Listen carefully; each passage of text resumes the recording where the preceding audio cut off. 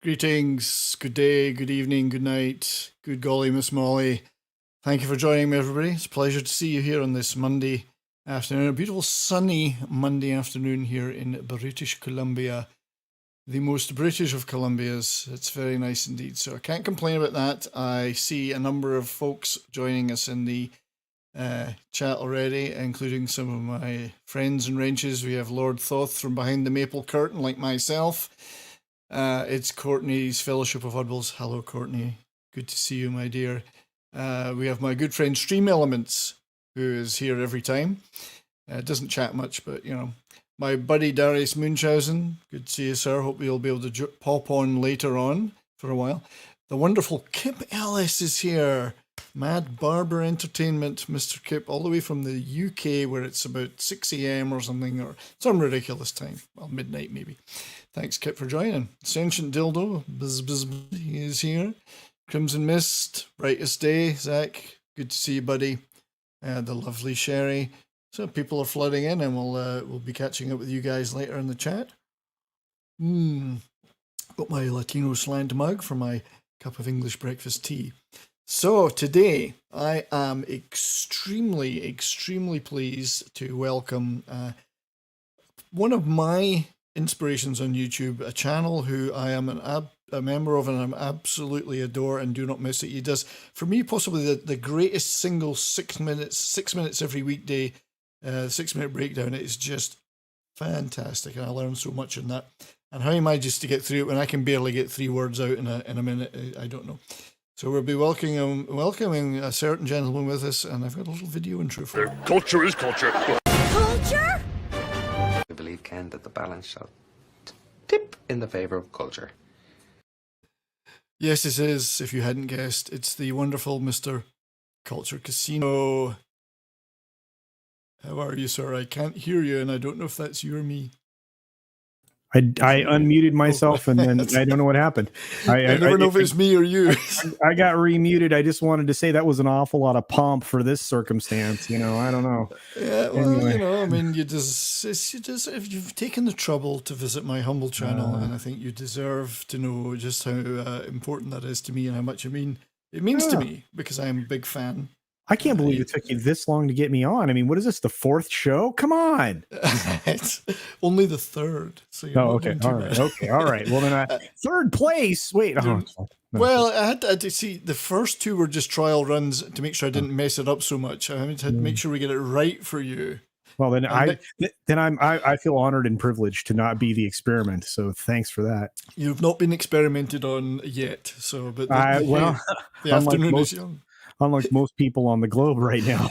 Yeah, well, indeed. The afternoon, this is it. And yeah, I'm sure we could go there, but... No, I'm not going to go there. I'm not going to. So I had the wonderful Nick Visor on last week. We had a lovely show, and I was... Oh, Nick's the man. And Toxic Tuesdays and all that. So very pleased you could join me, though, because I am a member of your channel, and I feel I get full value for money out of that, sir. So thank you. I hope so. I can't say a negative word about anybody that I get to hang out with. I'm always amazed. I'm sure you are too, that people show up and listen to me go bananas for however long it is, whether it be 6 minutes or 10 minutes or for hours on end. So I'm always surprised. I'm like, why are you here? There's a constant source of amusement but joy to all of us. I think that we do this thing, and I'm doing it now like you on a more regular basis on live streams, and just like, who's going to want to turn out and watch this and listen to me rambling on?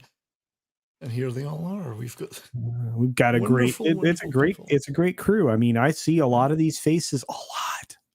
Yeah, they're a great bunch. We have a fantastic fellowship. We've even got our favorite bot Love Face is here to join us, and I'm sure my dildo's taken up. Sentient Dildo takes out the porn bots, which I've always found somewhat ironic. Well, it's sentient. Maybe it recognizes that maybe that's not a good place to venture. He takes them out the back and gives them a good talking to. Yeah, I'm sure that's what happens. All right. So how are you today, sir? What's been Extraordinary. happening for you? Extraordinary. I set aside apparently 5 hours to do this stream, so that's Yes, a great culture story. was very early for this stream, about 3 hours early. Wow. So we spent a lot of time in the green room. Yeah, Indeed. we were hanging out talking about honeydew lists and other things. Yeah, it was. Yeah, good it got fun. me working on my prep, which hopefully will pay off. And Oh, and I did a lovely stream this morning with must shout out Purple Valkyrie. She and I did a stream on Meatloaf this morning. It was lovely, and she's a great presenter. she's Great channel. incredible. She's Yeah, incredible. I love her. My visit with her was tremendous. I told her to just let me know, and I'd be more than happy to be on again. Yeah, She is just one of the delights of our little fellowship. I always say, absolutely. I wish I could collaborate with her more. Her time zone puts me at She's odds. living in the third world, so what can you do? You know? Yeah, her time zone puts me at odds with sleep. So it's a choice. Sleep, don't sleep. I'm already very close to no sleep. So, That's right. No sleep till tomorrow. No sleep till Brooklyn. Hammersmith. No yeah. sleep till Brooklyn. I have to think of the Motorhead. No sleep till Hammersmith, but there is the Yeah. Beastie Boys too. Sleep time. Till Brooklyn. And I didn't want to dwell too much on Meatloaf per se, but just before we move on to more weighty matters, weighty matters and Meatloaf. Come on now. Unintended pun there. We I got to add it to the stream. I was actually quite impressed by this, that the Queen's Guard in Buckingham Palace paid tribute to him. That's by brilliant. by doing a in the Royal March Past they did I do anything for love, but I won't do that. I would do anything for love, but I won't do that. And the thing is, that's an 11-minute song, so you can tell how much marching they did. Yeah, that is one of those amazing, I guess technically that's a duet, right? A rock duet. It is a duet towards the end, yes. Yeah. She talked very sweetly. Was it Carla DeVito that did the duet in that? Yeah. Her name is escaping me. I read the article this morning. I was going to put it in the 6 minute, but I ran out of time, as I usually do. But no, it was a very sweet, with very sweet words about him. And I feel like anytime anybody dies going forward, you're going to have these knucklehead flame-throwing butt nuggets out there shooting at them with bologna sausage. It really bothers me. So. The minute, the grave is not even being dug and they're already disturbing it, it's people have got no class whatsoever. There's a difference between an edgelord and a shitlord. And I think, and then there's something else. And I think these are part of the something else crew. But even people I don't particularly like or don't agree with on many things other than some of the more egregious idiots, I wouldn't say anything nasty about them. I would just let it be. It's not my place to say anything, but some people, it's a curse of current tech and social media that people feel they need to get these things out, and it's so easy. But they would never say in the presence of anyone that was a family member or a fan, because in the old days, you would say something silly and your block could get knocked off, right? So absolutely, and it's just decorum and politeness, which many of us were brought up with. Show a bit of restraint, and except when I've had a few beers, and then I won't show much restraint. There's a certain level of impairment that occurs, but I still think everybody, up until the complete point of blackout, would have been, exercising a little more humanity. Sure, it's humanity. It is basic humanity. But anyway, I did a little tribute to him, and then Purple had that fantastic show this morning, and I think I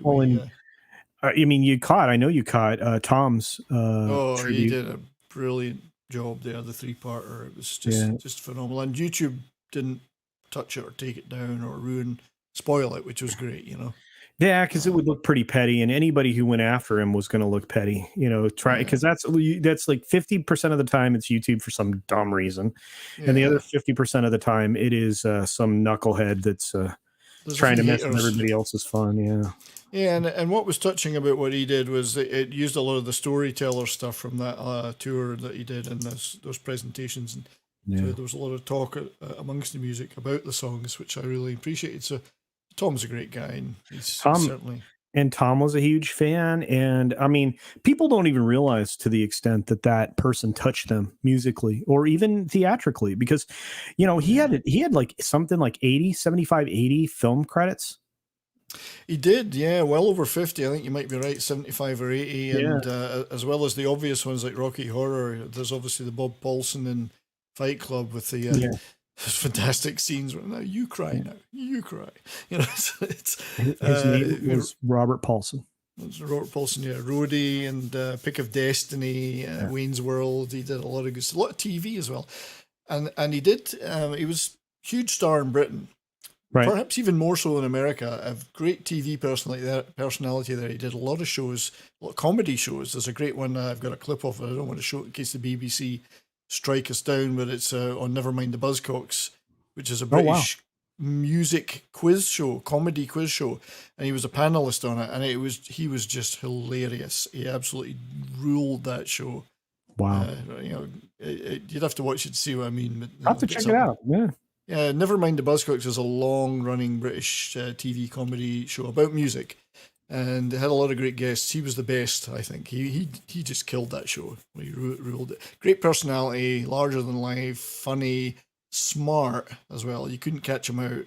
So they're trying to make those jokes back and forward, and he just dominated. So lovely guy. He is, yeah, and he was just a lovely person. And I mean, many people talk about stories around his life and, you know, things that he did and all of that. And it was a pleasure to hang out with brilliant minds like Chris Gore and, you know, Script Doctor and others when we were talking about Meatloaf. And I mean, to me, it was a huge loss, but that's a lot. There's a lot of reasons for that. So, but yeah, the wonderful Purple is in the there house. she is.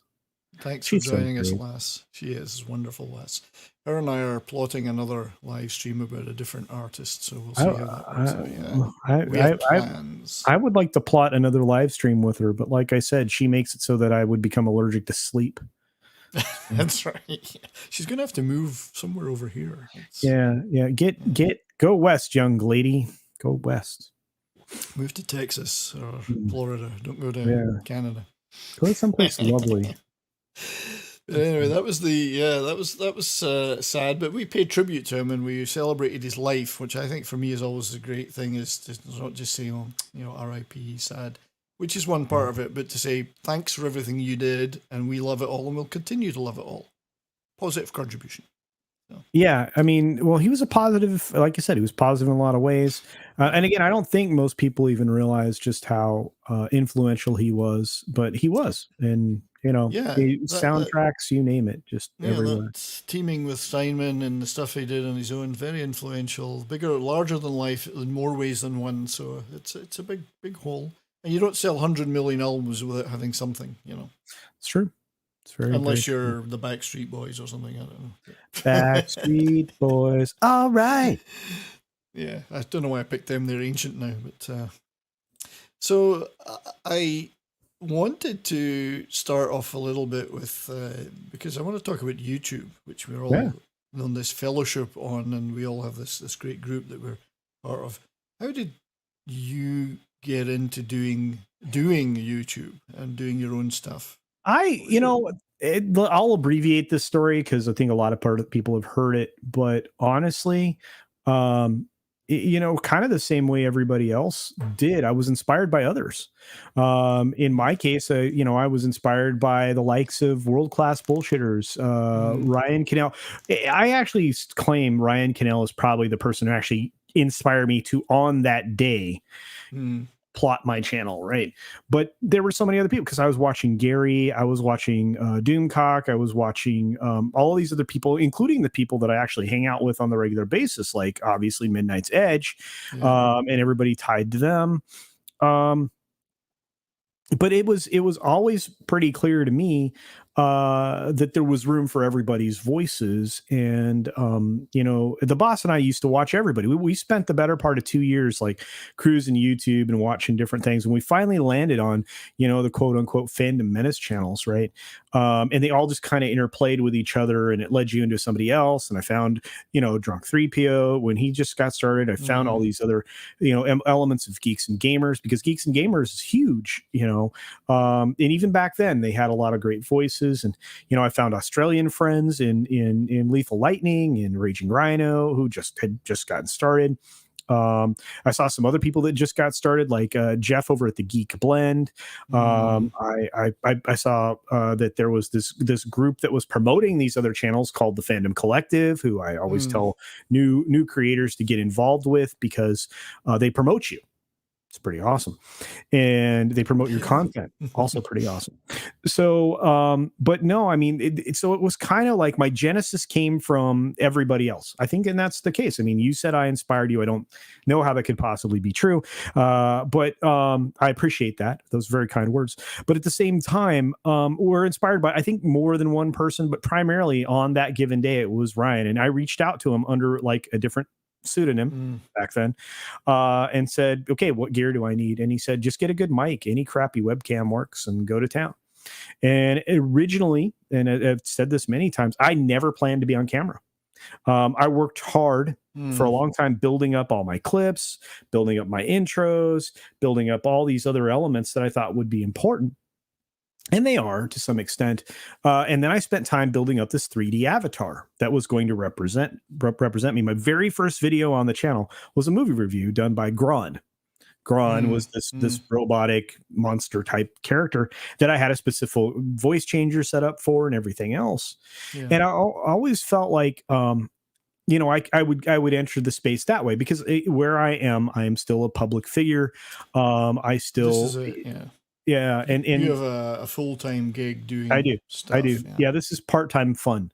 So, I was thinking, I need something so I can do this. So, when I do get found out, it's going to be when I choose. Well, that wasn't going to work, because I got immediately involved with this great group of people talking about being,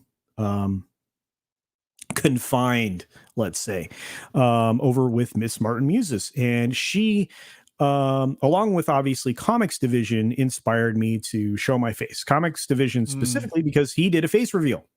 And I'm like, okay, this isn't that scary. This isn't that scary. So I went ahead and went on camera and started to talk specifically about stuff. And of course, I'd already planned to have a green screen because I was going to have this alien character. So it wasn't that big a deal. I built this, I originally had a cloth green screen, but now this is a haunt wall back here. This is a green haunt wall. Right. And it's easier to light, by the way. But anyway, and there, thus I was born. I would never have been on a live stream if it wasn't for Miss Martin Muses, who I thank at every opportunity. Cool, yeah. And I just, like I said, it came from a lot of places. So your genesis is not just one thing; it's almost like always many, many things. So, yeah, and for me, it was the live stream thing was like that's the big leap.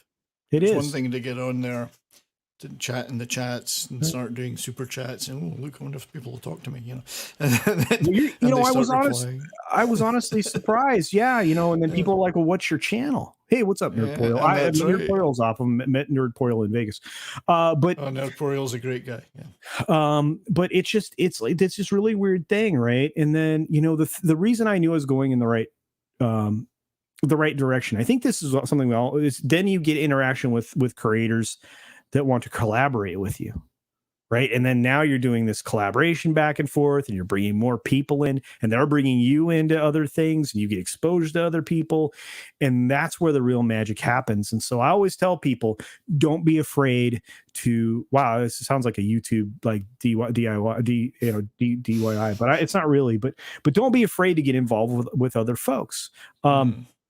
Because that's the accelerator to growth. So reach out, ask people. Like I've been trying to get Clobby on my Sunday show. Clobby's send here. Me a DM. just do it. I know you've done it once. Do it again. Avon I got to get you on. Yeah, Avon lives. I want to Avon get lives.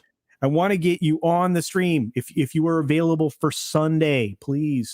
But but collaborating with people exposes you to other groups of people, because I always tell people, well, I'm going to be here, I'm going to be here, I'm going to be here. Like today, if you go to the 6 Minute Daily, in my description it said I'm going to be on Midnight's Edge in the morning, then I'm going to go over to Corey's channel, which is That Sir Talks a Lot, and then I'm going to hang out with That 70s Rock Fan. It's like, and these are the links to the shows, right? So it's like this really cool synergy, But you and I can be found hanging out together all the time, just in other people's places. And, That's right. And I always consider it a great privilege when I can drag somebody out of whatever they're doing to come over to my Sunday show, because I'm a little I love your Sunday show. I'm a little more regimented, and a little less, don't, try not to curse, try to like keep it in the ballpark. Let's avoid the politics. And 50% of the time, I just want to have fun. I want to talk about the fun stuff, making joke at stuff and everything else. But that's not all I am. So when I get a chance to go and hang out with people who don't care what the conversation is, I take advantage of it. But I still treat it as my channel, which is the other rule of live streaming. Should be, yes. Treat the channel that you're on as your own, right? Yep. And I know it's easy to sabotage a channel with one bad word or one wrong idea. You can do some very bad damage to somebody on it, So I actually recall the reaction of from comics when you actually did your face reveal. What?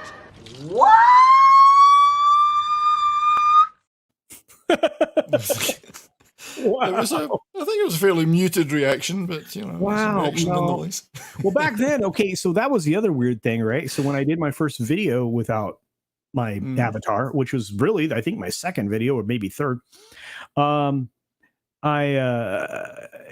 had short hair because I'd chopped my hair off like a few months earlier, and it was real short. And everybody knows the story of the hair by now. And if you don't, there's a video about it, right? About why I hair on YouTube. Yeah, about why I grow my hair out and all that. So right now I'm into another cycle, which it's at the most awkward stage now, of hair. But next time I cut it, I'm going to add another 2 or 3 months so that when they cut it, it's actually at shoulder length. So I don't have to go through this struggle again. Personally, I've got no idea what you're talking about. Really? Oh, that's right. I forgot. What are you talking about? Cut your hair? Ladies and gentlemen, it's the balds. It's the bald. This is what Darius Munchausen and I were going to have a show. The bald and the beautiful. The bold and the beautiful. Well, that would be you and Nick Weiser, right? That was like the contrast of hair right there. So that's right. But it's interesting you talk about this experience we've had with YouTube, because we've noticed a change. I think that YouTube, once upon a time, and way back, it was the Wild West, which was great. I actually had a channel years ago where I posted music clips I'd salvaged from my VHS, and I had quite a few views, millions of views, and that all ended up getting taken down for copyright reasons. Not that I was making any money out of it. So getting back into it this time, I could see YouTube is a wonderful platform. There's a lot of great things you can do in it. There's a lot of engagement. We can build a community like this. But at the same time, it's like the walls are closing in around us at times. Yeah. Due to that all big tech oligarchy trying to control the narrative. And it's partly narrative, but partly corporatizing it. They want the big corporate channels to be favored. They're squeezing creators a little bit at the same time as the I share my screen here, are doing, they're talking about, and I don't want to read this article in detail, but they've made this push where they talk about supporting creators. They say in this particular article in late August last year, it's got 2 million creators in its partner program. It's paid more than $30 billion to creators, artists, and media companies over the past 3 years alone. But at the same time, they've taken things like YouTube Red and they've basically scrapped that. Yep. So they had Cobra Kai, they lost that. They've basically cut down their own content production down to more voices and kids shows. And at the other side of the coin is they're almost aggressively enforcing censorship on channels that say things they don't like. So yeah, they've still got this massive dominant market position, but at the same time, they seem to be, like all other entertainment entities, undermining that by trying to pick away at people, block people, push them off the platform, to possibly to the benefit of the corporate channels. I mean, where do you see it's going? This platform we're all on and love. Well, the current trajectory isn't one that we should be thrilled about. I mean, honestly, contraction, which is what's occurring by will, isn't favorable. And in the course of human history, the people that are the ones doing the censorship are never looked upon favorably in history. That's true. So, I mean, there's that, of course, but at the same time, they actually are willfully doing things that are actually subverting engagement. And I'm using the word subvert properly, I'm not adding the word expectations to the back of that, but they're undermining their own engagement tools. I mean, we talked about the removal of the dislike button for a month, right? You had every creator kind of lined up against this idea in November, and by December, it became a reality everywhere. And there are effects there. In fact, I've got a video that's coming up possibly tomorrow that talks about this. If my editor gets it back to me tonight, but that particular video is kind of talks about this, but I'll skirt around the video and just give you my thoughts, which is they've been going corporate for a very long time. I mean, that is to the detriment of all else. They talk about the media companies in there who scoop up the vast majority of the revenue.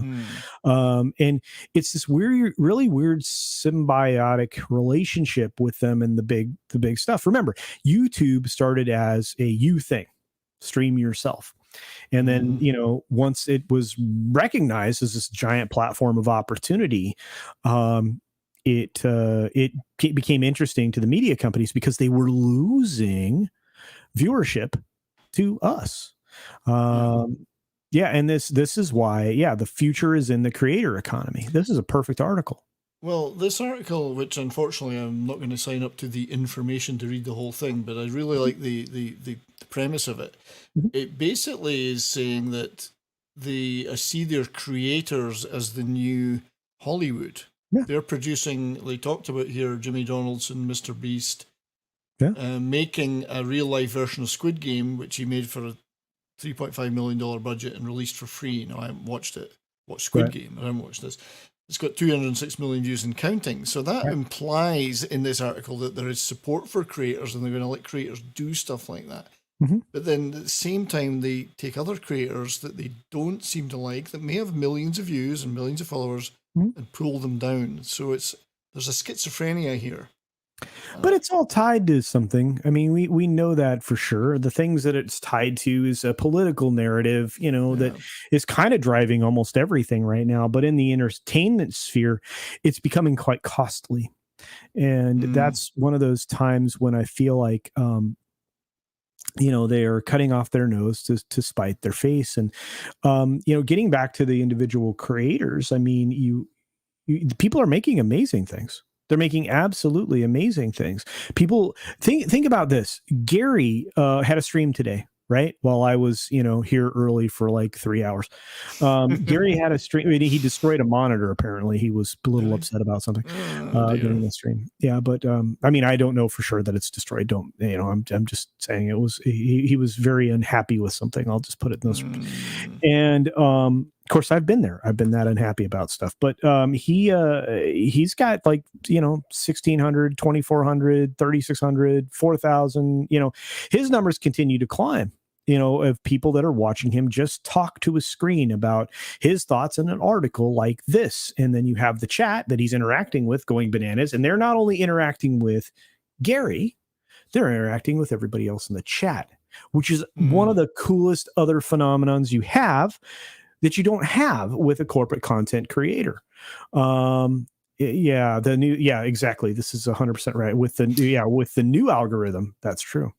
Well, Yeah. this article is interesting because it talks about the basically their deplatforming of their own YouTube Red Yeah. but then it says that they're heavily supporting or they see the future as being independent creators on Yeah. YouTube, which is great. But at the same time, they're promoting Hollywood actors and actresses to have channels and do big things, pushing a lot of effort. But how does that work out? I mean, we have an example of an incredible failure along those lines. Somebody who has a lot of followers but no engagement. A bit cheesy. Yeah, very cheesy, and but that's not the only example of that, right? You get a lot of entertainers that enter the space, and let me tell you, YouTube people and personalities don't translate to the normal entertainment spaces either, because we saw a failure going the other way. And that was, of course, a little late with the Sing lady, right? Yeah, I do agree with them here, though, that just to widen it out to Hollywood in general, and I'd say Hollywood specifically because foreign film production is exempt from a lot of this. Mm-hmm. Hollywood, with its woke agenda and its the things it does to existing IPs, seems to be set on a course of diminishing its business returns, diminishing its viewership, reducing the interest in its content. Independents are rising and should rise to fill that gap. That's the way it's always happened in previous iterations of cultural shift. Yeah. The oligarchy controls, and then people slip out from under it. I have to look at the new wave and punk and music to see that. Yeah. So that's what we're all hoping is going to happen. And you've got guys like Mr. H making his movie and others on here making movies and planning movies, getting the money elsewhere out of Hollywood. That's hopefully going to be the explosion that will either destroy Hollywood or reform it. We hope.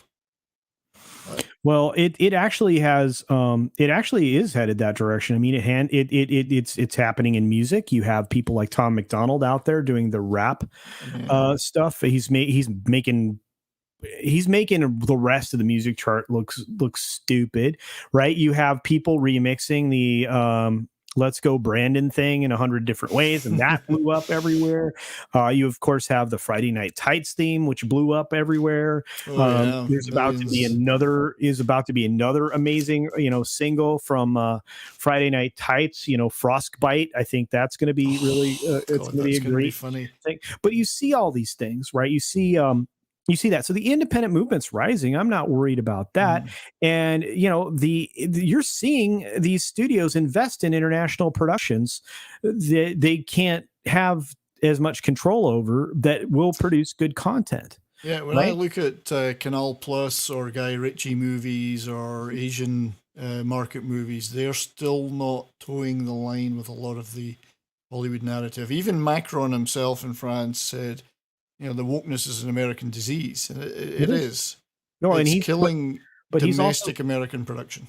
Yeah, but he's also leaning into the woke agenda. He just doesn't maybe realize it when it comes to, his confiscatory control of the French populace. Yeah, and I'm certainly not excusing him. I'm saying if somebody even as bad and globalist as him can see that wokeness is cancerous. Well, and it's particularly coming out in an American entertainment sphere. You're getting some of that in foreign stuff, but you go see your average Canal Plus production by oh God, I've forgotten his name now, that did The Professional and other movies. He does some of the Jason Statham Transporters, the producer, and he's a director, so a French guy. Hang on. G. Come on. It's just going. But anyway, hang on. He's the big mover behind a lot of those. He makes entertaining action movies. Yeah. Crap. Yeah. I know, it just slipped right in my mind. He did all the Transporters and all these other movies. Yeah, well, Fifth Element too. Fifth Element, Canal Plus. Luc Besson, thank you for Besson. That. Yeah, that's it. Luc Besson. Yeah.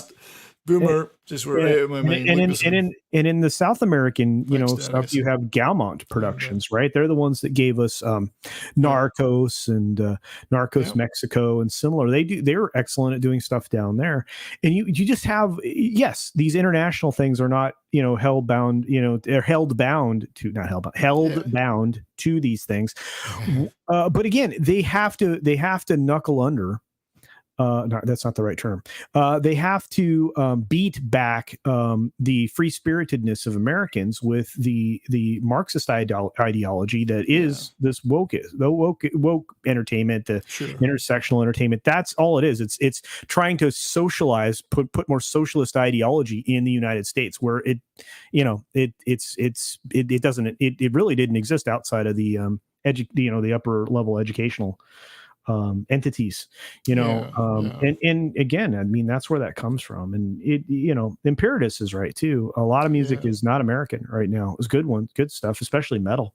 Yeah, that's why I highlighted that, because I have to agree with Imperatus there. It's and rock and metal didn't really fade over in other markets as much. It's still it's not to say it doesn't exist in America, but I think there's a little more variety in content still, even in Europe, than there is necessarily in some places. Yeah, I mean, outside of the UK, you have a lot of great music, right? Scandinavia, Eastern Europe, there's a lot of good stuff.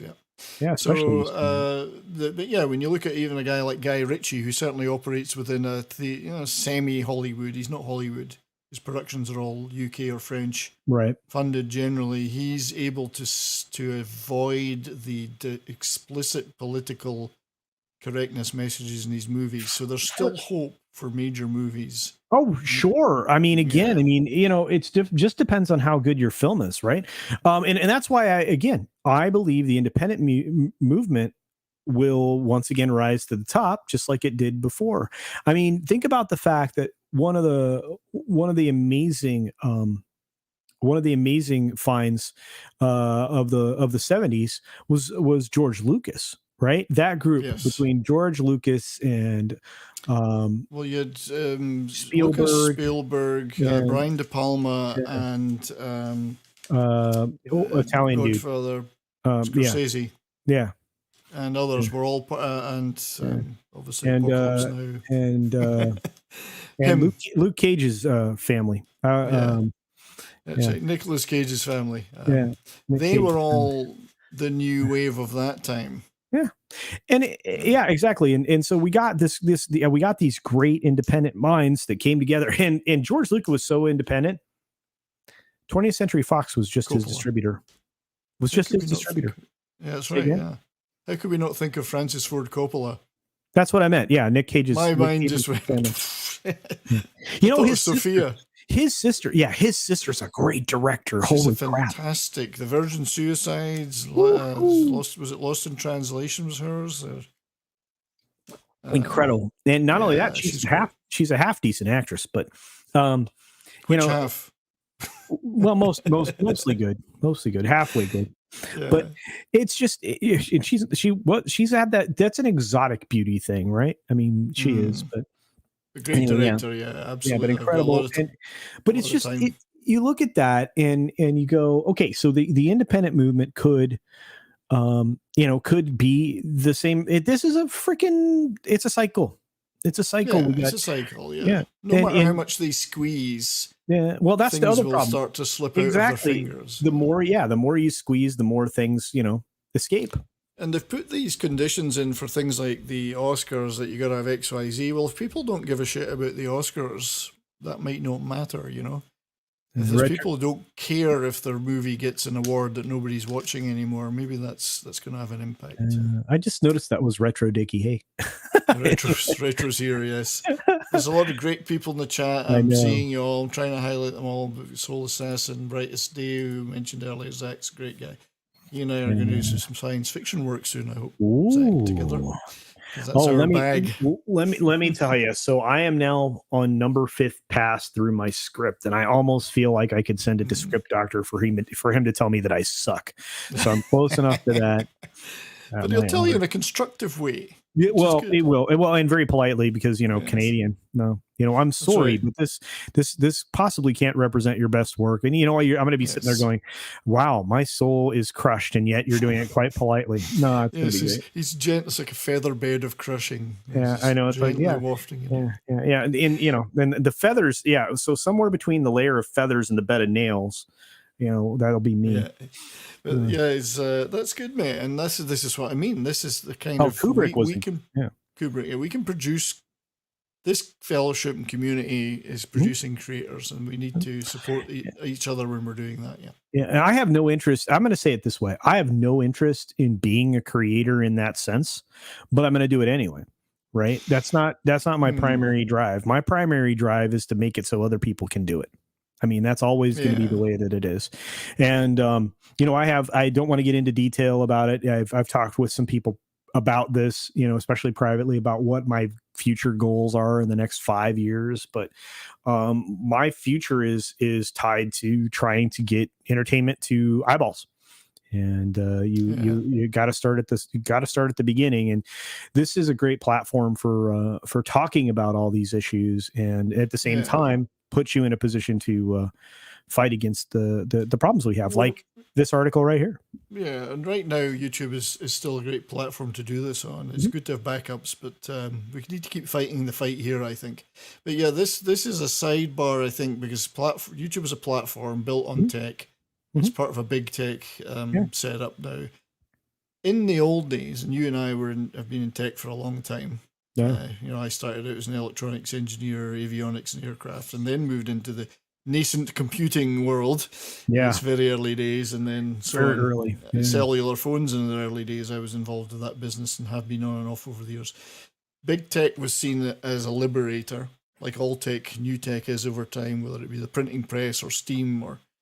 Big tech was the liberator. You could have your own computer. They had the internet. You had message boards. You had email. You could have forums.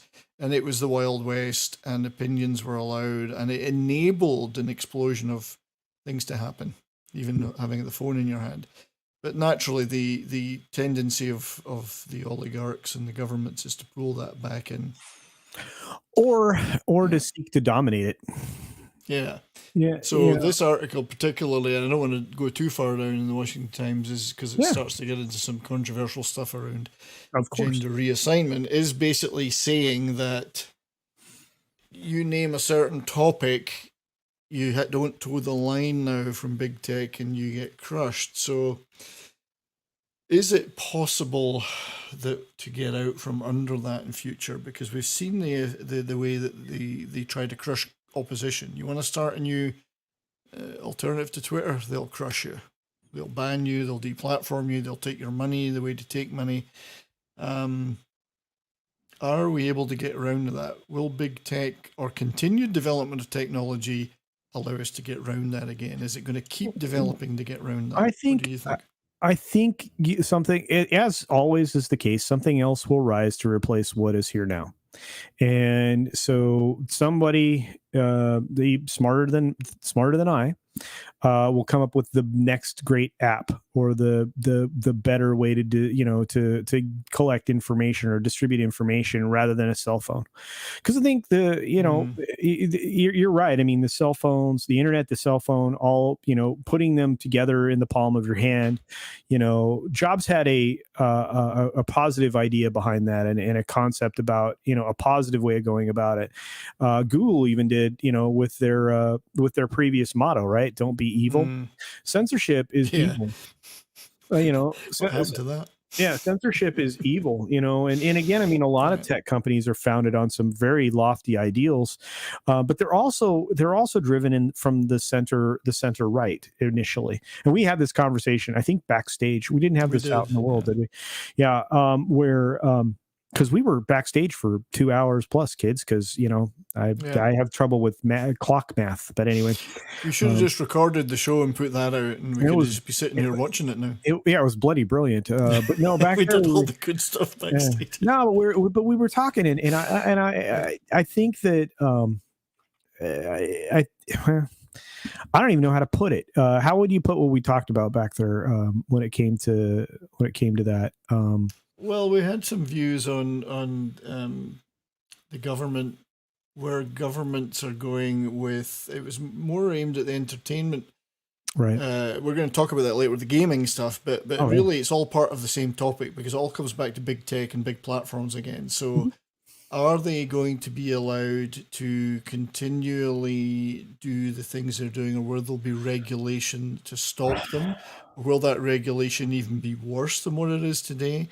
Are our regulators, and this I guess we talk about America, but it's Yeah. insane in Well, every but see, country. that's Have they got the capability to impartially say, well, we're going to put a limit to this and we're going to stop some of this? well, and again, I mean, so going to that part of the conversation, yeah, I think so. Government has begun to realize, and you saw, a warning shot fired by the current executive. Yeah, my social credit score is in the tank, dude. It was never really high. I don't think I've got a very good one either. Yeah, and I don't think care. this was a specific topic we were really discussing at length, and I know you've got some videos planned on this too. Oh yeah, absolutely. Yeah. Because I know one of the things I really love about your channel is that it's not just about the entertainment; it's about the business of entertainment, and it's big business. Yeah, and that business part is the part that seems to be getting perhaps overlooked in certain ways now by these people. They seem to want to just make their shit, and they don't realize that money might not come in. But deals like this are possibly going to fall foul of the Activision purpose of antitrust or some kind of there's things will have to be divested. Yeah, and again, I have another video this week coming up that discusses this very thing. Obviously YouTube for tomorrow and probably Activision Blizzard for Wednesday or Thursday, but maybe even Friday. But it's when I drop a video on Friday, it doesn't get as much love, but because it's good shows on Friday. But no, this is one of those things that I think most people don't understand. Government fired a warning shot, and from the executive office branch saying that they were going to start to put the screws to monopolistic practices. They were going to pursue antitrust case against companies that were running afoul of things. And I released a video, on Friday, I think. And so that belies my point. That was one of my best videos, but that it basically, I couldn't believe it was that good. But it basically talks about the fact that the antitrust thing is where all these companies are going to get hung up, because right now, there's 17 states that are going after this platform, right? And Facebook, because they made a deal behind the scenes about ad revenue and how to proceed with ads. Essentially, if not price fixing, similar. And you have 17 states involved in this antitrust suit. They will likely win. There is a lot of money on the table here. And you're talking about billions of dollars. And I think, and that principle applies not just to Microsoft purchasing game developers like Activision. I think it applies to big tech in general. Oh yeah. And that's why this particular deal, when we were talking backstage, and I'll speak to that real quickly, Microsoft, Activision Blizzard will have to spin something off. There is no way, as the entity exists now, that Microsoft can take everything and not call that something that was a monopoly. I mean, you're not outright going to own every gaming company because it's not possible, but they will be engaged in monopolistic practices, right? Because the marketplace requires competition to grow, to evolve, and innovate. And the innovation bit is the key, because it is such a blanket purchase of so many studios, and already we've seen gaming being marred by conformity and censorship. Is it going to mean even more conformity? Is it going to mean technical conformity around one engine? Is it going to mean story conformity, that they always have to tick these boxes? Is it going to mean microtransactions up the yazoo? And yeah, absolutely. And that's exactly the problem, right? So now you're making it even more difficult for a platform to launch, because you're raking in cash via these these loot box transactions, whatever you want to call them, right? Which, really is gambling, no matter what anybody says, and really shouldn't be there. I can see why Epic went with the model they did for Fortnite, which, by the way, they're still killing it. But you just had Zynga get bought out, right? Or Zynga bought somebody. Why is my brain falling on this? Oh, Take-Two. Take-Two bought Zynga. Yeah, Take-Two bought Zynga on the heels of Microsoft acquiring who? ZeniMax. Well, ZeniMax, yes. Yeah, which is Bethesda. right? And so you have a problem here. If Microsoft gets another major brand, there's not a lot left as far as major brands go, and yet it still puts them in third place because you have Tencent as far as revenue goes. You have Tencent as far as revenue.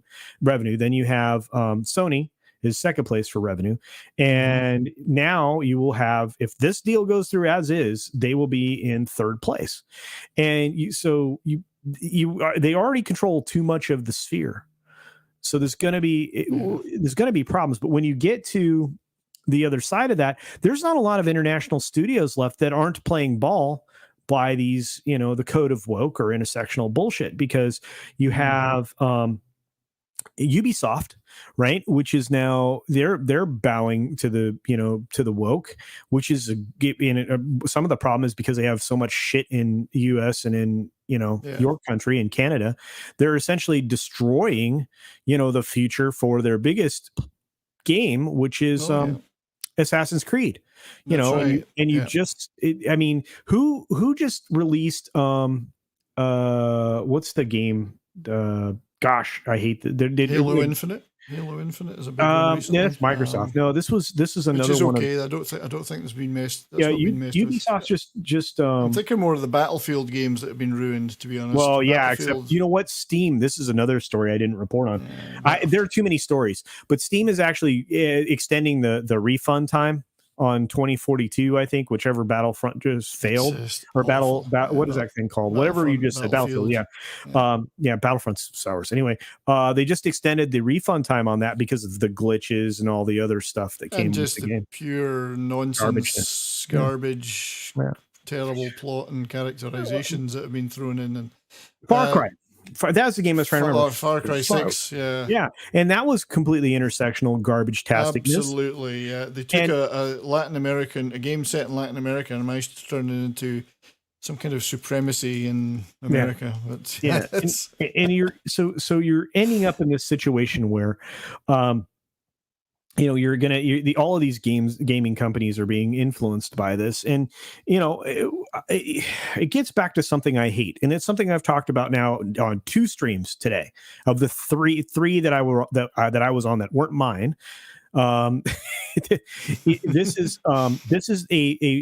This will result in the thing we cannot allow, which is a monoculture. That's the goal, is a monoculture like they have in China, which is actually basically terribly racist, terribly bigoted, terribly monotheist. I mean, I know the Chinese don't have religion, but their religion is government, so that's monotheism. Well, they've driven monoculture is a dead culture. Yeah, it is. Quite frankly. And that's their goal. Which is why games suck, movies suck, and TVs suck. Because progress in technology sucks, or anything else like that.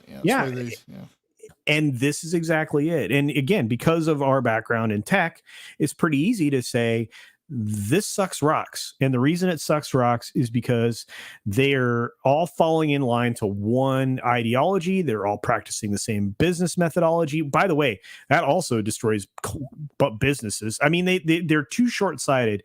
And there are too many MBAs that have no practical experience that are in positions of power that have been heavily influenced by an educational system that's essentially indoctrination at this point. It's indoctrination, but none of the basics are handled. You don't even have to count anymore. So, or read or write or learn to read.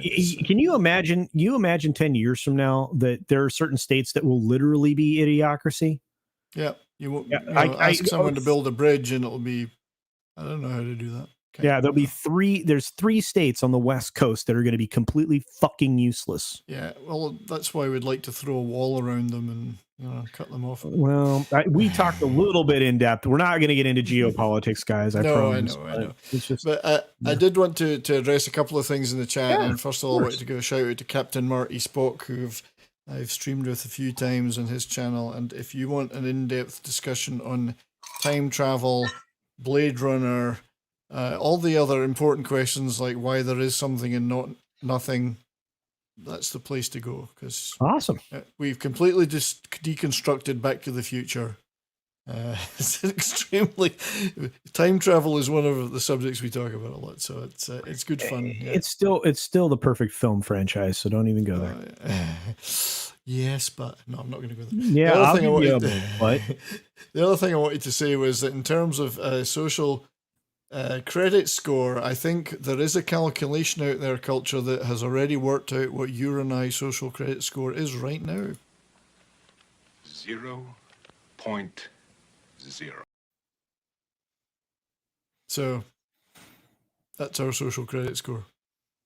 Excellent. I think I'm damn close to 0. I started the day at 0. I might have gone negative today. We'll see. Is that even indeed possible? Yes, we owe the government social credit. I'm like, all right, well, I've been trying to give you social credit for a long time, and you have none, government. Yeah. But no, I mean, it's not going to start that way in the States. I think we've already talked about how it would start here. It's already begun. It's in the governance of money. It's called ESG. It heavily influences the capital that your business, when you're in a corporation or a business of any kind, how they interested in talking about that. Sorry to interrupt you, but ESG. Now, what does it actually stand for, and where does it come from? Who has this mysterious funding? Well, it's all the major players, of course, the 3 companies that kind of own everything. That until recently. They prefer to remain in the shadows, and saying their names sometimes can get you in trouble with the tube. So I'm very careful and judicious when I use their names. Well, it's your channel, bro. I treat it like BlackRock. I should just clarify. BlackRock is the name of a part of Scotland, so that's what I was talking about. Oh, okay, not the massive capital group. Yeah. Yeah. So anyway, you have these 3 entities that essentially allow for finance to move forward on pretty much everything in the big, corporate world. And as things are incapable of sustaining themselves, like a lot of digital media platforms such as BuzzFeed and shit like that, you have an artificial prop up of companies that align with their values, which fall into this ESG score, the environmental, social, and governance, which is what that stands for. And you're given a score based on, if you line up with particular ideologies. Climate, critical race, all that stuff. Yeah. Social stuff and governance, right? And they essentially, you have to line up and kind of, keep in lockstep with most of the narrative in order to have an elevated score. You want, if you're a corporation that is in a position where you are not profitable, you need to keep your ESG score at 70 or above.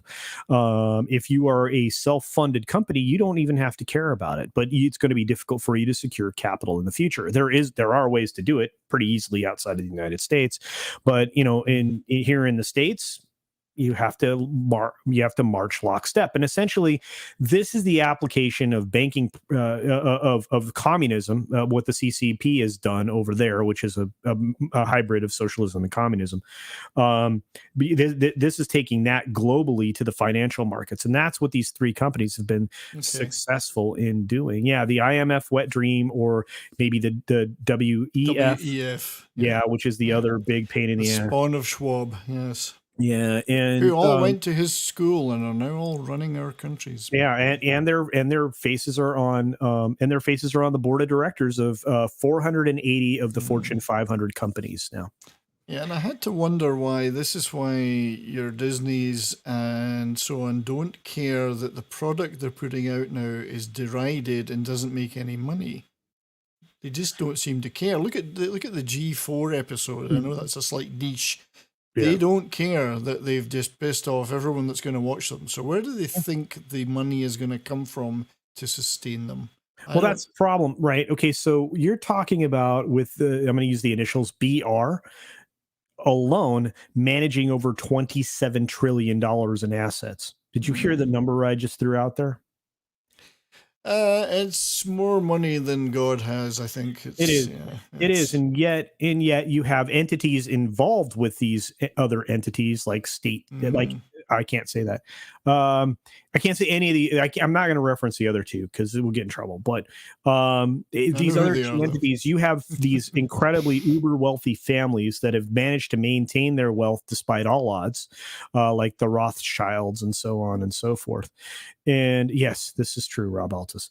I actually almost see him sitting there stroking a white cat. Yeah, you do, especially when he talks. Yeah. No, Mr. Bond, I expect you to die. Yeah, and again, I mean, these people exist throughout all of this, and they're the ones that are responsible for where we are right now.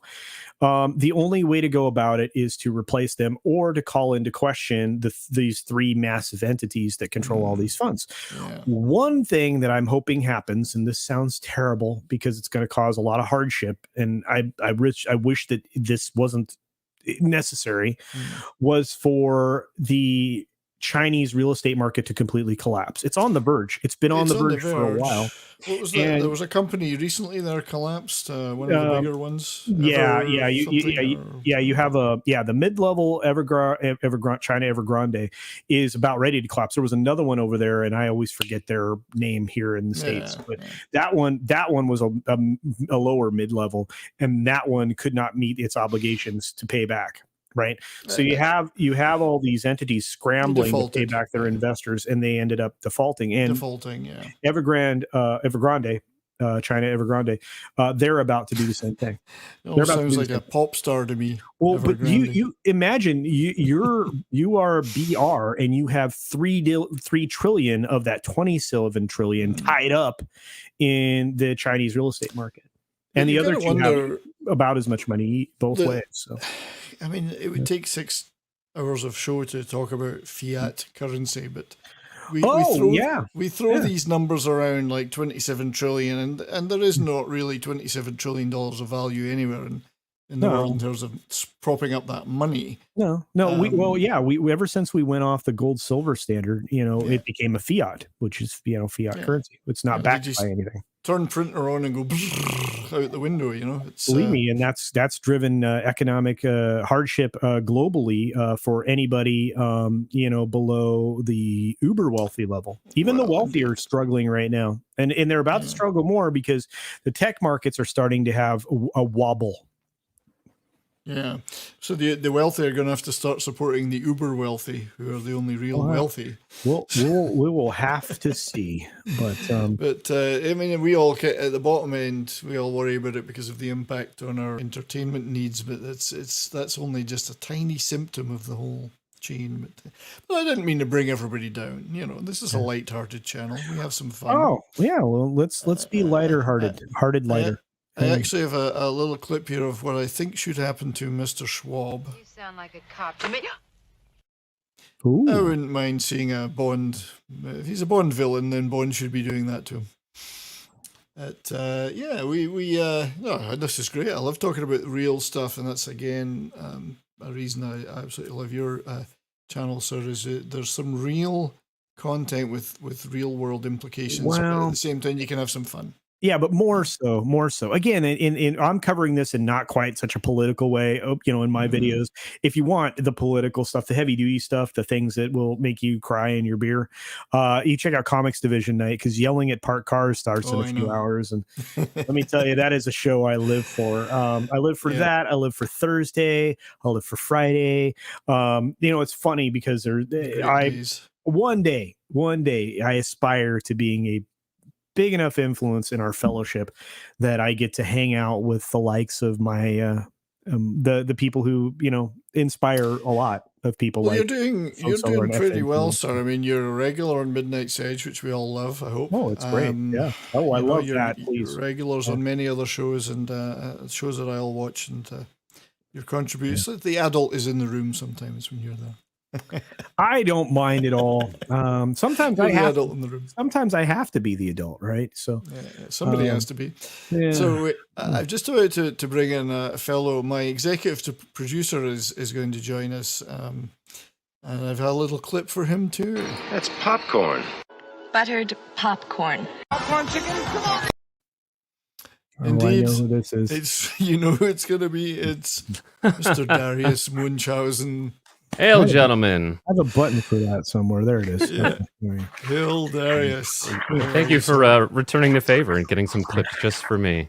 He made some clips for me, so I made some for him. Ooh, hey, you guys are clip buddies. That doesn't sound wrong at all. We are. Oh, no, we're Darius buddies and going I- way back. We are YouTube buddies way back. We almost simultaneously started chatting in the same chats, Wow. and connected up, and then started doing stuff together. And, One channel after another, you know. Clearly, he had impeccable taste. Yeah. almost to the day. Yes, so it was.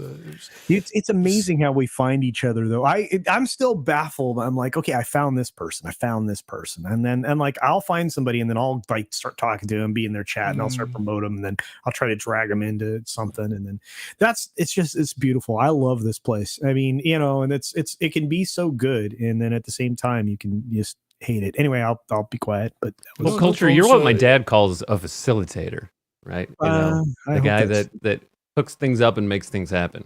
We have some others that are far better at it than me that I won't reveal their identities, but we have some folks that are just magical, and I A am grateful. mover for and all a of them. shaker. Mover and a shaker. I'd like to shake something else. Let me tell you. So, are you still Culture? Have you still got about 10 minutes or 15 Yeah, of minutes? course, yeah, I can- Obviously, of feel course, free yeah. to. I know Yeah. you're a busy guy and you got shows That's to do, other shows to do. Let me know if you want to drop out. Oh no, it's fine. I just didn't want to finish actually the game stuff, and this is Sure. a bit more lighthearted, or at least less less Black Rocky, if I can share my Black Rock. It's in Scotland. Trust me, that's what I'm talking about. Nothing to do with No, not massive financial influence in the world. So, given that Microsoft, which I thought was a great move, started buying all these great game studios. I mean, buying Bethesda was huge, and now they bought Activision for an incredible amount of money. I mean, that's the sort of money you'd buy a film studio, or hell, you could buy a film studio for cheap now, but $69 billion or whatever, And it was cash. and cash. Yeah. So Microsoft was making those good moves, and much as I hate Microsoft, I have to admire that strategy. Let's buy a bunch of game studios with established IPs that can also develop new stuff, and we've got those then. So Sony is kind of left in the dust, I think, for original content right now, unless they've got stuff up their sleeves. They're still going to have a few things. But PS5s still appear to be outselling Xbox Series One. Yeah, much to the chagrin of Frost. Yeah, well, indeed. anything anything that increases her chagrin is good by me. So let's keep Well, that chagrin level high. I think she's going to have some more chagrin when she realizes Harry Potter isn't an exclusive title. But okay, That's right. I think she'll have even more chagrin when she realizes she's unemployed, but not that I would wish that on anybody. But she may Ryan had a great story on that. I guess she had to delete the political, or excuse me, the social comment that she made, saying that she had the full support of her corporate overlords, or however she phrased that. That's right. I have the full support of my corporate overlords when they're sacking me. Yes, but, it may not come to that, but I mean, again, they had 500,000 viewers, which were carried over from the old iteration. So Right. you've got to wonder how many of those were actually active. 10,000 people watching it as it is now, and they've just pissed off 50% at least of them. So. Well, their engagement tells you how many people are actually involved. I mean, let's get back to that conversation. They have how many people in their live streams? Well, 400 maybe, Right. 500. So there's your exactly. So there's your Friday thing. Night Tights has got Well, 15,000 at the same time. 12 or more, yeah. And Well, didn't they and- restrict it? So you have to be a member for like 2 weeks, 4 Well, weeks? but yeah, they won't let you comment, right? Unless you're a member Mhm. for a month, I believe is what the number was. Darius. Yeah, But something yeah. like that. Yeah. Yeah, but you're not wrong. They did restrict it, and it's weird because I'm thinking, okay, now you've destroyed your engagement in another way, because now the people who were like offhand or occasionally, pity watching you, or they might be interested in whatever your subject They is. used to use that word for a different term, pity something. Yeah, Just well, pity what- Yeah. Yeah, well, that when you get married, everything's a pity, something or another. But anyway, That's true. I'm just kidding. The boss I might know. be listening. The boss might be listening. That's Yes, right. yes. She knows I'm kidding. But it's just, all the technocracy. Well, this is why I guess I didn't get to that point. That's why I think you're going to see more antitrust cases, and that's why I think that this is going to be a fun thing to talk about. From your perspective, and I think I know where you're going with this, and correct me if I'm wrong, 70s, you're going to come at this saying that Sony's going to have trouble with getting exclusive titles. I believe they will. That's the indication now. There may be stuff that they're working on that we don't know about, and they certainly still hold a few titles like God of War and some other things that are theirs. They own but Naughty they certainly don't seem to have the game development studios that they need to do some of that stuff, though, because Microsoft has snatched those up.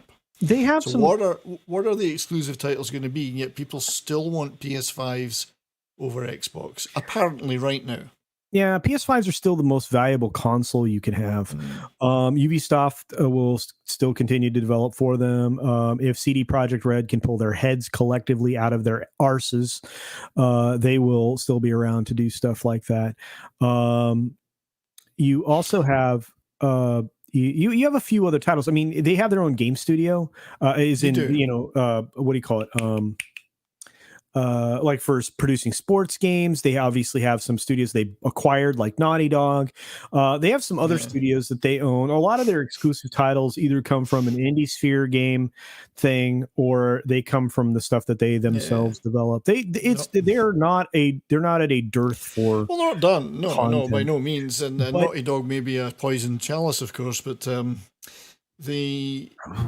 I was always a PlayStation guy, but for the first time ever, I'm not buying into any new consoles. I've switched completely to PC. PC Master Race, yeah. Yeah, because I build my own anyway. I build my own gaming PCs, so I prefer. It's fun. So I'm switched to PC. So if it's not on PC, I will have trouble playing it. But PlayStation was always my platform of choice. But I looked at the coming years and I thought, I'm not going to get enough value of that PSN membership and owning that console. I don't think. That's not to say I'm going to buy an Xbox One, but virtually all those games will be on PC anyway. So, So that's where I'm going. But the public sentiment still seems to be with the PlayStation, I noticed. Yeah, of course. It's a vastly superior console, and it always has been. Right. I mean, the first iteration of the Xbox was great and all. In fact, I own probably one of every console, and I have at least one of every console somewhere in this house. Right. And that's cool and all. But this particular thing is bigger than that, because I think, and again, we were going to get into this, and we didn't because we changed the directions in the conversation. But I think that it's really disconcerting, isn't it? Yeah, but I think that it won't. I do it all the time. I find tangents everywhere. But I think that they won't be able to stack up as many exclusives as people think over at Microsoft, because I think, again, in order for this deal to come through, they're going to have to promise regulators a certain number of things, or they're going to have to shed wholesale Blizzard, or they're going to have to shed enough of the studios that they've recently purchased with their IPs intact and spin them off into separate sales to other entities. I think you're right. I think your view is that I think Microsoft have already said that a lot of the stuff they're going to develop is going to be multi-platform regardless. It's going to be across all platforms. Well, I don't know about Nintendo. I mean, Switch is very much its own thing, and it's hugely popular as a console. But it's very hard. There's less ports over to that, I believe. Hasn't it finally sold more consoles than the Wii? I don't know. I think the Wii was number one for a long time, and the Wii was, but I think it might be heading towards the Switch as the number. It is, yeah. I think the Switch actually had some competition from its original iteration, but it was only off the top selling console for like a month or maybe two at the most, based on the data that we reported over on the Gaming Lounge a few months ago. Yeah, and it's certainly a topic I'm interested in, because gaming is a big part of my entertainment world. So, as I'm on my run through of Mass Effect right now. But so GameStop apparently the booty version. Yes. Oh, okay. I was going to confirm you have booty version. I have the booty mods. Yes. Okay. Well, mods. No, I just buy the original booty game. Oh yeah. Well, the beauty of playing on PC is you can do a lot Mod of it stuff. up. So, Yeah, I don't need naked shepherd, thanks. I mean, Well, Shepard's not naked. It's just reinstitutes the cut booty shots and perhaps I'm adds a good little bit more. I'm good. It's not like a Skyrim mod. Wow, Yeah. let me tell you, I watched a playthrough of that with the filthy on, and I was like, okay, I did not need Skyrim's an insanely any modded of that. game. Yeah, I did not need any of that at all. My favourite Skyrim mod was the one where Thomas the Tank Engines would fall from the sky. And it's, I don't know why that was, but it was great. So I'm one of those weird people that I've tried to play everything that's ever been done in various forms of VR, and I know this is a tangent in and of itself. The PS4 VR was the most lightweight and portable and easy to handle VR that they had, and so I got Skyrim VR. That was freaking bitchin', dude. I really enjoyed it, man. It was one of those games that I would really end up at the end of the day wanting to like go to see a chiropractor because I'd be messing my neck up and everything else. And that was just brilliant. You get to see Nord pants in 3D. Yes, you do. Yes, you do, man. And when you clip through like something, it's a trip and a half. If you're in VR, man, it's like you completely are discombobulated. I think I'd probably I have inner ear things. I step off the sidewalk, I get dude, dizzy. it's I might suffer from that. It's trippy. Well, that's going to be the future, though. I mean, we're going to sit in a big chair with it's all plugged with electrodes plugging in, and it'll be like that Bruce That's Willis our film. plan. Again, you will own nothing and be happy because we're gonna fucking plug you into our virtual matrix with Indeed. the metaverse. Fuck Well, those. but Right. It'll be like Ready Player One. By that time, I'll be in Owned my by 80s, Facebook. so fuck it. I wouldn't be going anywhere anyway. Oh no, I'll be. That's right. Let's see. I will be by the time we get there. It'll already be past the meridian line for the unification. Right, so I'll be already merged with a computer at that point. Ah, that's right, and that's the way the to eternal life. The singularity. Well, and that's what all these. Consciousness into. That's what all these knucklehead, robber barons are hoping for. Our modern day robber barons are hoping for immortality because They're looking for that. Yeah, tech, desperately. either tech or other methods of immortality. So yeah. not Wow, for we are lots of us. out in the weeds. We've just gone Wes Moody there. But, so yeah, but GameStop apparently is still a thing, and maybe their shares will go back up again as they've got more stocks of PS5 consoles. In. So get out there quick if you want one, because they'll be gone again. in a day or two. Thursday. Yeah, I figured out what the dump day was at the Walmart that's not far away, and if I wanted to, I could do all right. Yeah. Or the Target also had for a while their pretty consistent dump day, but I just don't see the value in that. I don't, because somebody in the chat mentioned that a lot of PS5s are in the scalpers lockups, and I don't see the value in limiting everybody else's opportunity to have entertainment. I think a small profit because you were able to acquire one seems reasonable, $50 a unit or whatever for your trouble. But, selling something for double its value is just, that's. Well, I wouldn't buy it. Yeah. But I'm Scottish, so of course we're notoriously tight. I'm someone who had a PS5 like almost immediately after launch, so I guess I'm not one to consider an opinion from. I used to be the same for every other iteration, but this one I said no. Not that I could get one anyway, but so I've watched you playing Dark Souls. Shut up! Culture, Oh my which god, was fun. Fuck. There's a lot of swearing in those streams. I hate that game. They're the same guys that are making Elden Ring. It's the same developer, so I'm looking forward to Elden Ring. This should be really good. This is the game that George R.R. Martin is wasting his time on instead of writing a book. It's about From Software. Yes. So he's been working with I don't want this at all. Unsubscribe. No. This will be great. This is going to be a good game. I have enough trouble. See, the reason so I have Baldur's Gate 3, right? I was going to stream that game. No. A Baldur's Gate 3, right? And I was going to stream that on Twitch, right? I was thinking this is the weekend I could do it, but I could not. And I was just going to try to get a feel for the game so I wouldn't look like a complete asshat. And so I started to play it and it would not go for more than 20 minutes at a time without crashing.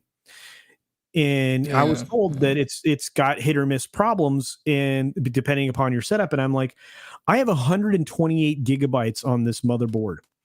I have a 3080 in this machine. I have an i9 the top end chip in this beast. I have 3 solid state drives in this. Mm. And I have 3 of these same 4K monitors with less than a millisecond response time, and the monster that's on the wall over there. And the only thing I was driving was this one directly in front of me, and it's crashing. I'm like, what machine runs this game without that happening? They always blame their tools, Darius, don't they? Yeah. Is it a poor craftsman blames his tools? They'll always blame the tools. See, what I you was- needed was more primitive equipment. Your equipment was too good. I mean, and I turned down the stuff. I turned down the stuff, right? I turned down all of the fancy things, I even turned off the ray tracing stuff. Just crash. Yeah. And I wanted to play it. I'm thinking, okay, so now I'm going to play I'm going to go and, get this stupid Halo thing up and working again, because I just deleted a bunch of profiles, but I'll get that thing back up again and running it. And So this is what you're into playing right now, though. You're going to start in Halo Infinite. Oh, I don't know. To be honest with you, I've been enjoying like when I was having lunch, right? When I got here like 17 hours 6 before hours ago. I went and I started playing my baseball game on the PlayStation, right? And it to me it's just a lot of fun, and there's a lot of different modes to run it in and stuff like that. I love playing Halo. Halo is what I cut my teeth on in multiplayer gaming. Right. I would host LAN parties at the house. I'd have 4 different TVs and 4 different rooms with 4 different Xboxes, and you'd have just this wild cacophony throughout the house, yelling across the whole thing. This is in the days, and then I sometimes once we were able to get it up and running, we'd use GameSpy to connect to a LAN game that was somewhere else, and it was ridiculous, But those parties like that were great. I mean, I guess people are still doing them, but it's so easy to do it remotely now that kind of took away that bit of it. You're all sitting in the same room playing the game, which I enjoyed. Well, I loved it because, like I said, you got together with your friends, you got to call each other great names. You didn't, there was a lot. Yeah, they're trying to cut down on that. Wonderfully inventive language. During those LAN games. I know they're very into in the lobbies and in the games now restricting the language, because safety and triggering and hurtful and blah blah. Yeah. And I'm like, you know what? We're gonna go somewhere else with this conversation. We're going to Discord. You guys can chat in this game bullshit. We're gonna coordinate on Discord and yell at each other. It's like they just don't get gamers. They don't get moviegoers. They don't get it. No, and that's why, for example, G&G just went bananas, right? Their growth just jumped because people got to see them. They got familiar with them because of the Frost fiasco. The FF, right? Or the Frost fiasco fuck up. Let's get the triple F. They got Frost fiasco fuck up. Yes. Yeah, the triple F happened, and everybody went and found G&G, right? Because that's how it falls in the alphabet. You have F then G, so they moved on from Frost to Geeks and Gamers, and they upgraded substantially because they got to see them playing Mario Kart. And if you've watched them in Mario Kart, they are hammering each other just like we do all the time. Like when I occasionally would get to play with Drunk 3PO and some people like Lord Sport and all that, or we play the Mario Golf thing, that just came out or whatnot. You are not, these are your friends. You are wrecking these people, right? It's in part of games. the fun. Yeah. And then at the end of the day, you're still friends because it was just words. It was, it was filth flandering filth. We used to call it shooting the shit or bullshitting or, it's the part of having a gang of friends around, but nobody takes it seriously, but they don't get that. And there's Frost getting upset about, the PS is dead on arrival. You don't even know what a console looks like. You admitted you don't play your own games. But that's the problem. She has no freaking clue when they march her skinny ass out there. And here's the thing. Who cares if you're bangable or not, right? No, If you're good nobody at your gives a job, shit. if you're good at your job, you're going to bring people in. You know, I don't know how I've done it, but I'm getting close to 3,000 subscribers on YouTube, right? It gets me closer to believing I can get to my goal of 10K by the end of this year. That might be a very lofty one, but maybe it'll happen because I might get like a magical moment where I find something that's viral that brings a lot of people to me, because that I'm seems hoping to by happen. the end of this show. Well, I hope Mhm. so. But it's just it's like I said, you look at those things and you go, okay, be authentic. That brings people to, oh wow, we're doing the Uncharted thing. Mhm. I'm just curious. I hold no great hopes for it, but I noticed they're pushing it a little hard. Yeah. Well, okay, I'm not covering this story in one of my videos. Jerk No. face. No, it's okay. Yeah.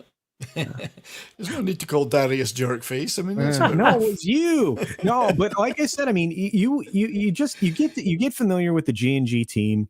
They curse at each other. At the end of the day, they love each other. When I get to hang out with people, you curse at each other. You love each other.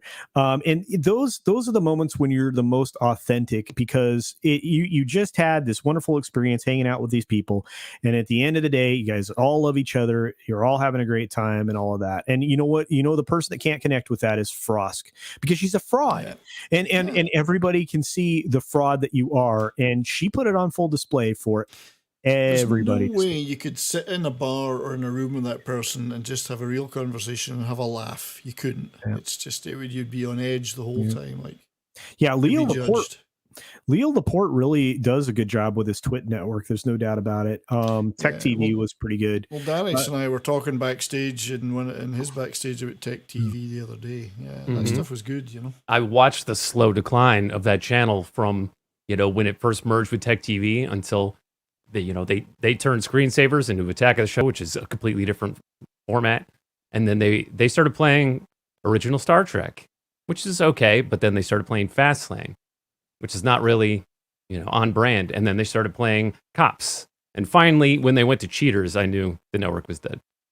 Yeah, but I mean, again, when things go into decline, there's usually a pattern, and it exponentially declines. And I think you're going to see that already. And that's, again, getting back to that and what you said earlier, 70s. I don't think there's an opportunity for growth now for G4. And I think it's a $26 million investment in something that well, they've got something like five full-time employees, and they've got more some than gear. that. I mean, Way more than that. Yeah, how are they going to? I think we need to get rid of somebody in the chat there. By the way, that's thanks. Wow. Sentia Dildo. Dildo got Yeah, that's absolutely disgusting. Yeah, That's a terrible assholes. person.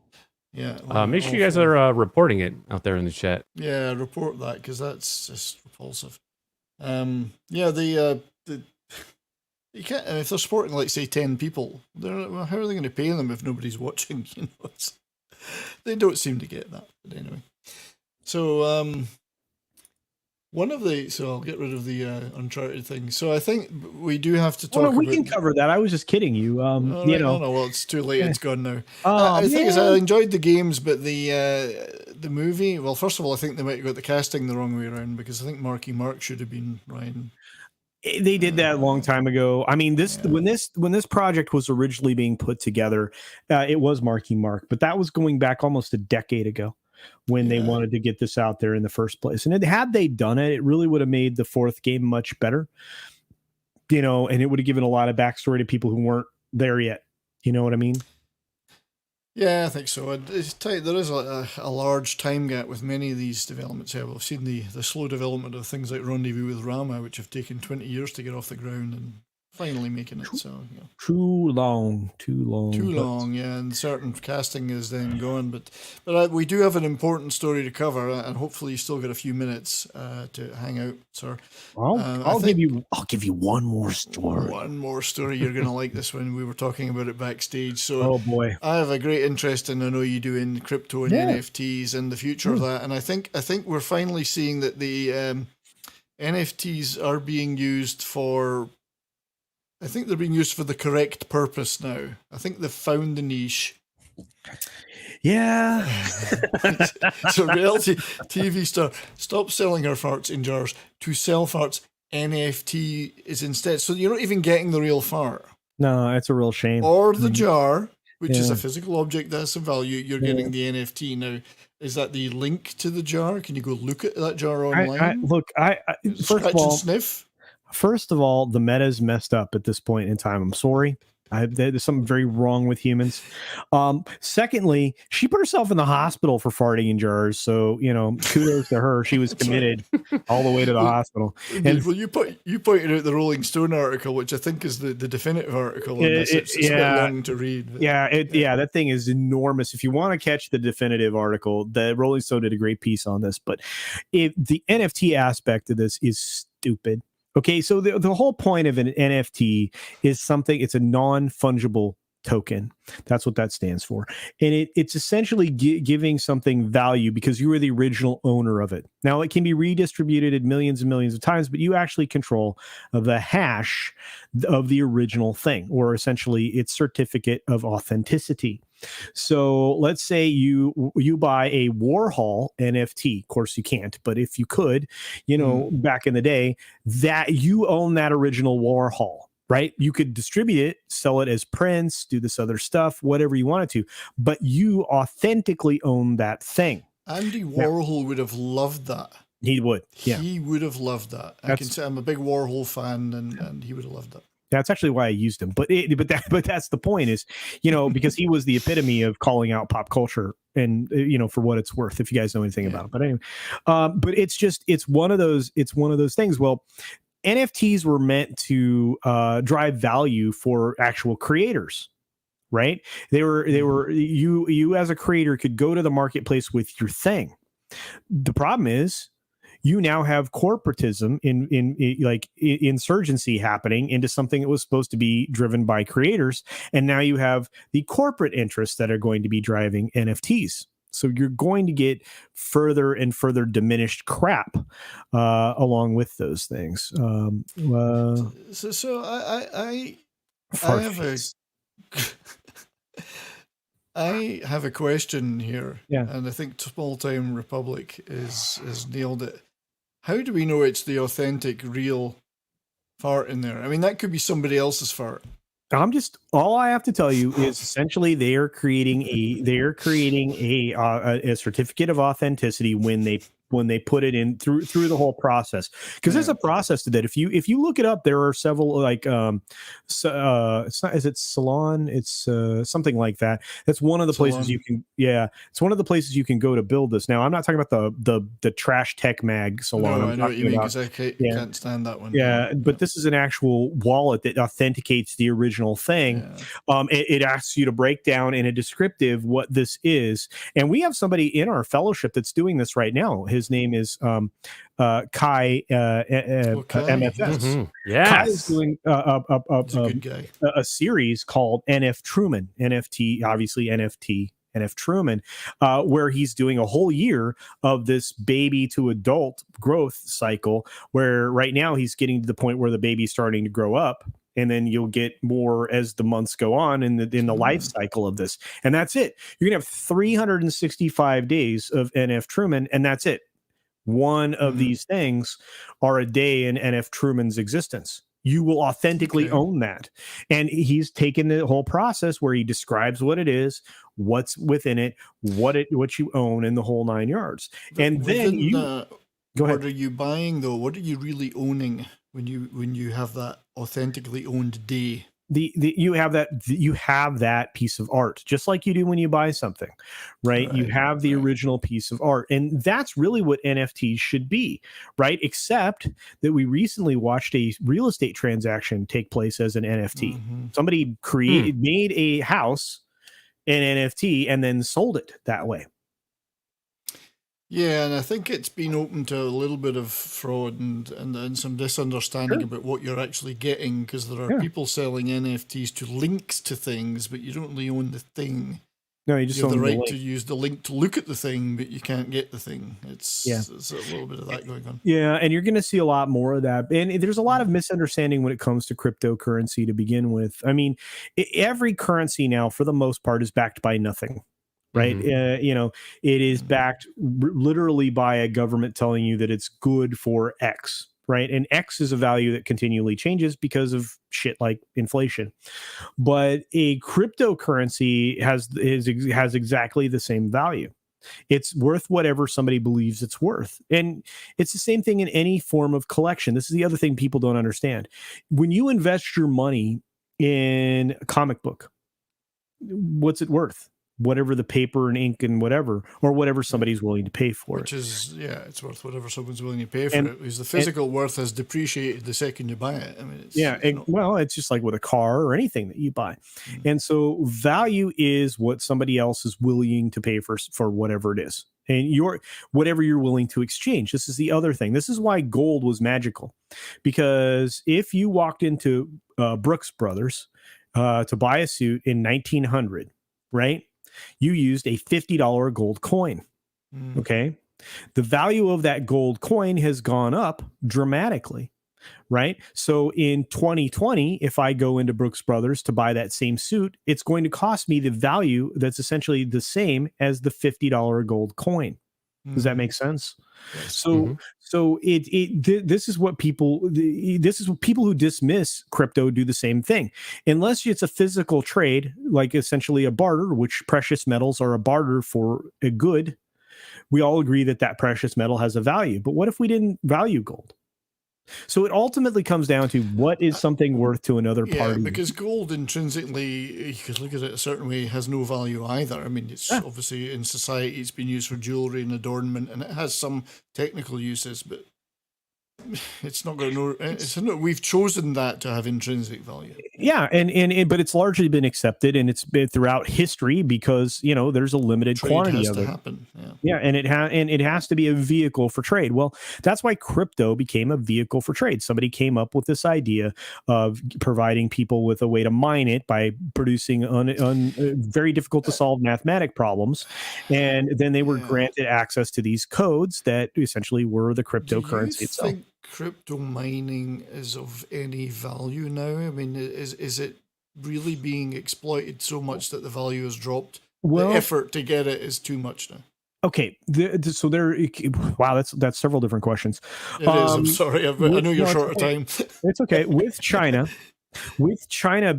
outlawing crypto mining in China and destroying all the crypto mining operations and the computers, which broke my heart. By the way, I was dying the day I saw all those GPUs get destroyed.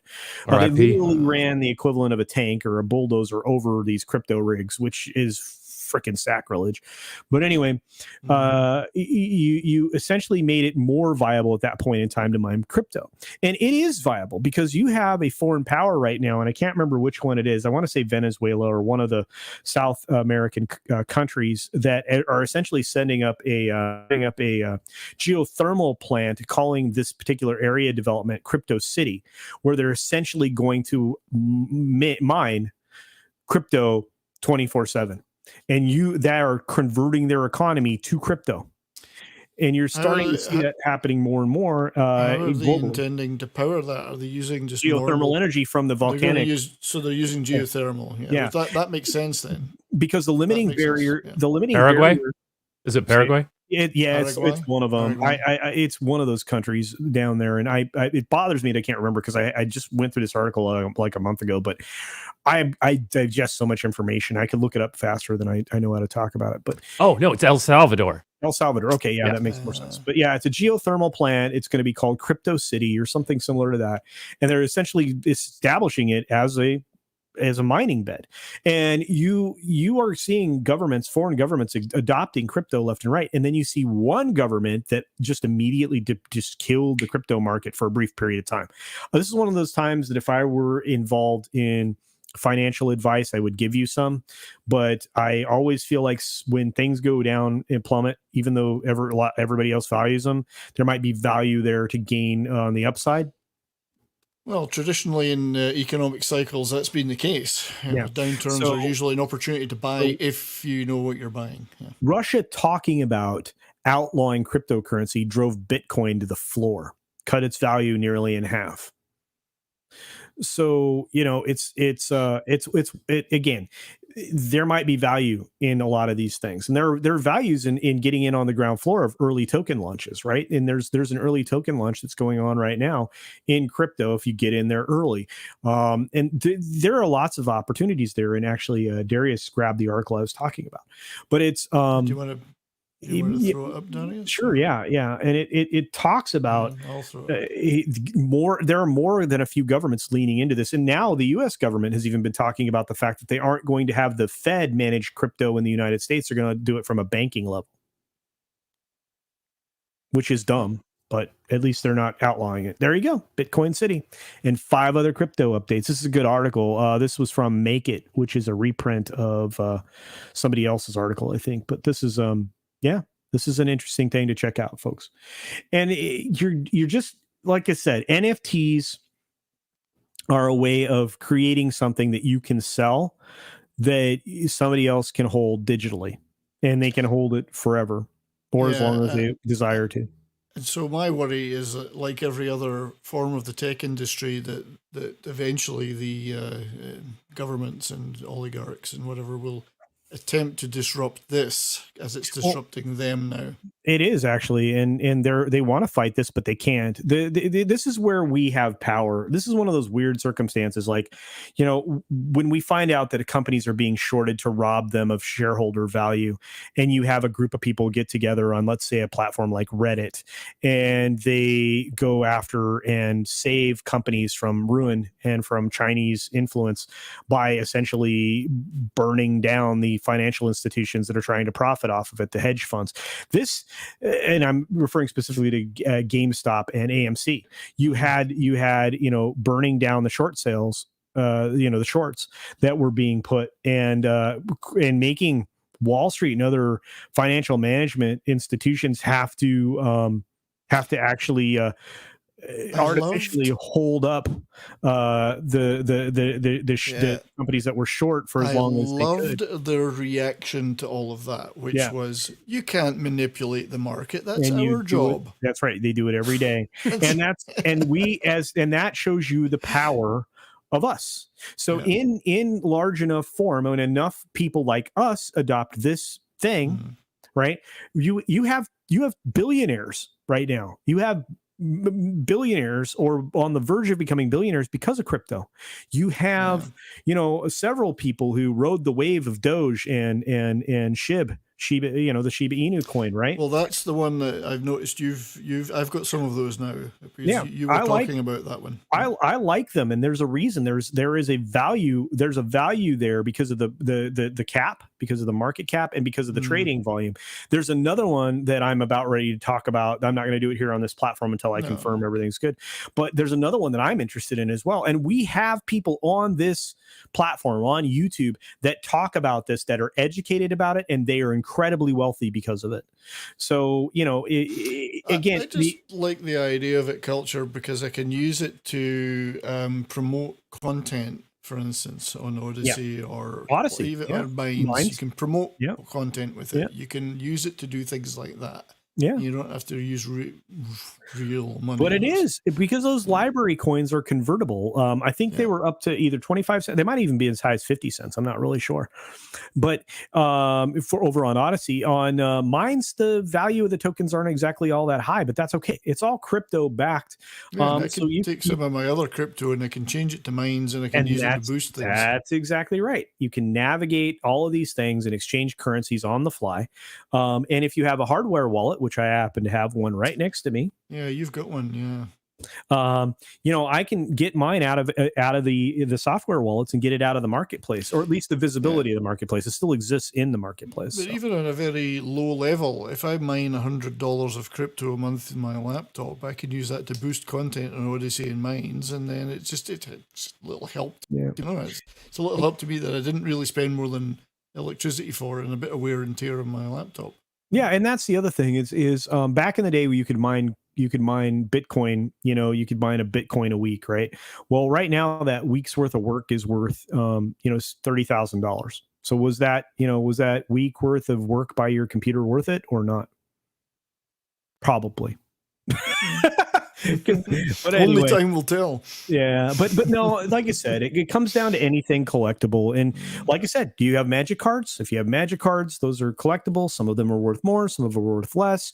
You know, it's only worth as much as somebody's willing to pay based on the rarity of it. And that's I don't have magic cards, but I have magic farts. And I I noticed the way that you diverted totally- this very light-hearted conversation down a very serious road away from I the always farts. do that. I always do that. I You always do moved that. away from the farts. and, Yeah, well, you know, there's only so much bodily humor jokes. that I can did say. like the subheading on this, "We Live in Hell," which I thought was quite cute. But I was also thinking though that she got a shark jar for just the very special collectors.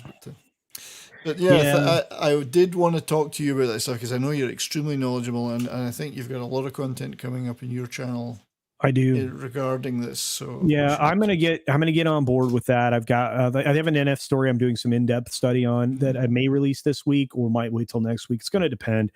The Rolling Stone article was the one that just I laughed my ass off for a solid half an hour. Funny. People should go find that one. I can't even believe the stuff, and I'm always telling people, I'm like, things are worth whatever somebody's willing to pay for it, and again, we're going to get to a point where you're going to be able to sell water again for like exorbitant prices to various markets. It's weird. I mean, Even if it's water you've produced yourself from some. Gross. Yeah. There's a great British television show called Only Fools and Horses from years ago, and David Jason was the star. And they were like two chancers from Peckham in London, and they found a burst pipe on their back lot, and it was water pipe was coming out. So they started getting empty bottles and filling it, and they were selling it as Peckham spring water, but it was just a burst city pipe. Mm-hmm. Wow. And they made a fortune selling this water. Yeah. I always remember that. I thought, great entrepreneurship right there. Just tap water. I hate that. Well, I hate to do this, but I really have to slide out. As much as I want to have this conversation, I really do have to go. I know you do, sir. So that's me. Yeah. Tell us what you're up to in the next 20 minutes, because you've got 6 shows. Let's see, what are you up to, my friend? Coming up here soon, I'm going to be on Yelling at Parked Cars, this is my schedule, kids. 8 p.m. Pacific, 7 p.m. Pacific time or 7:30 Pacific time. It's over on Comics Division. Just go over to Comics Division channel. Go over to Comics. Oh, we're all familiar with that show. Yeah. Comics Division. And I'm going to yell at some parked cars. Between now and then, I'm going to make it easier for when the missus gets to the house. Other than that, I've got, the 6-minute daily every weekday. You can catch the fastest 6 minutes that you've ever seen. Today I only did 14 stories in 6 minutes. You got pretty good at that. Friday I did 22, I believe.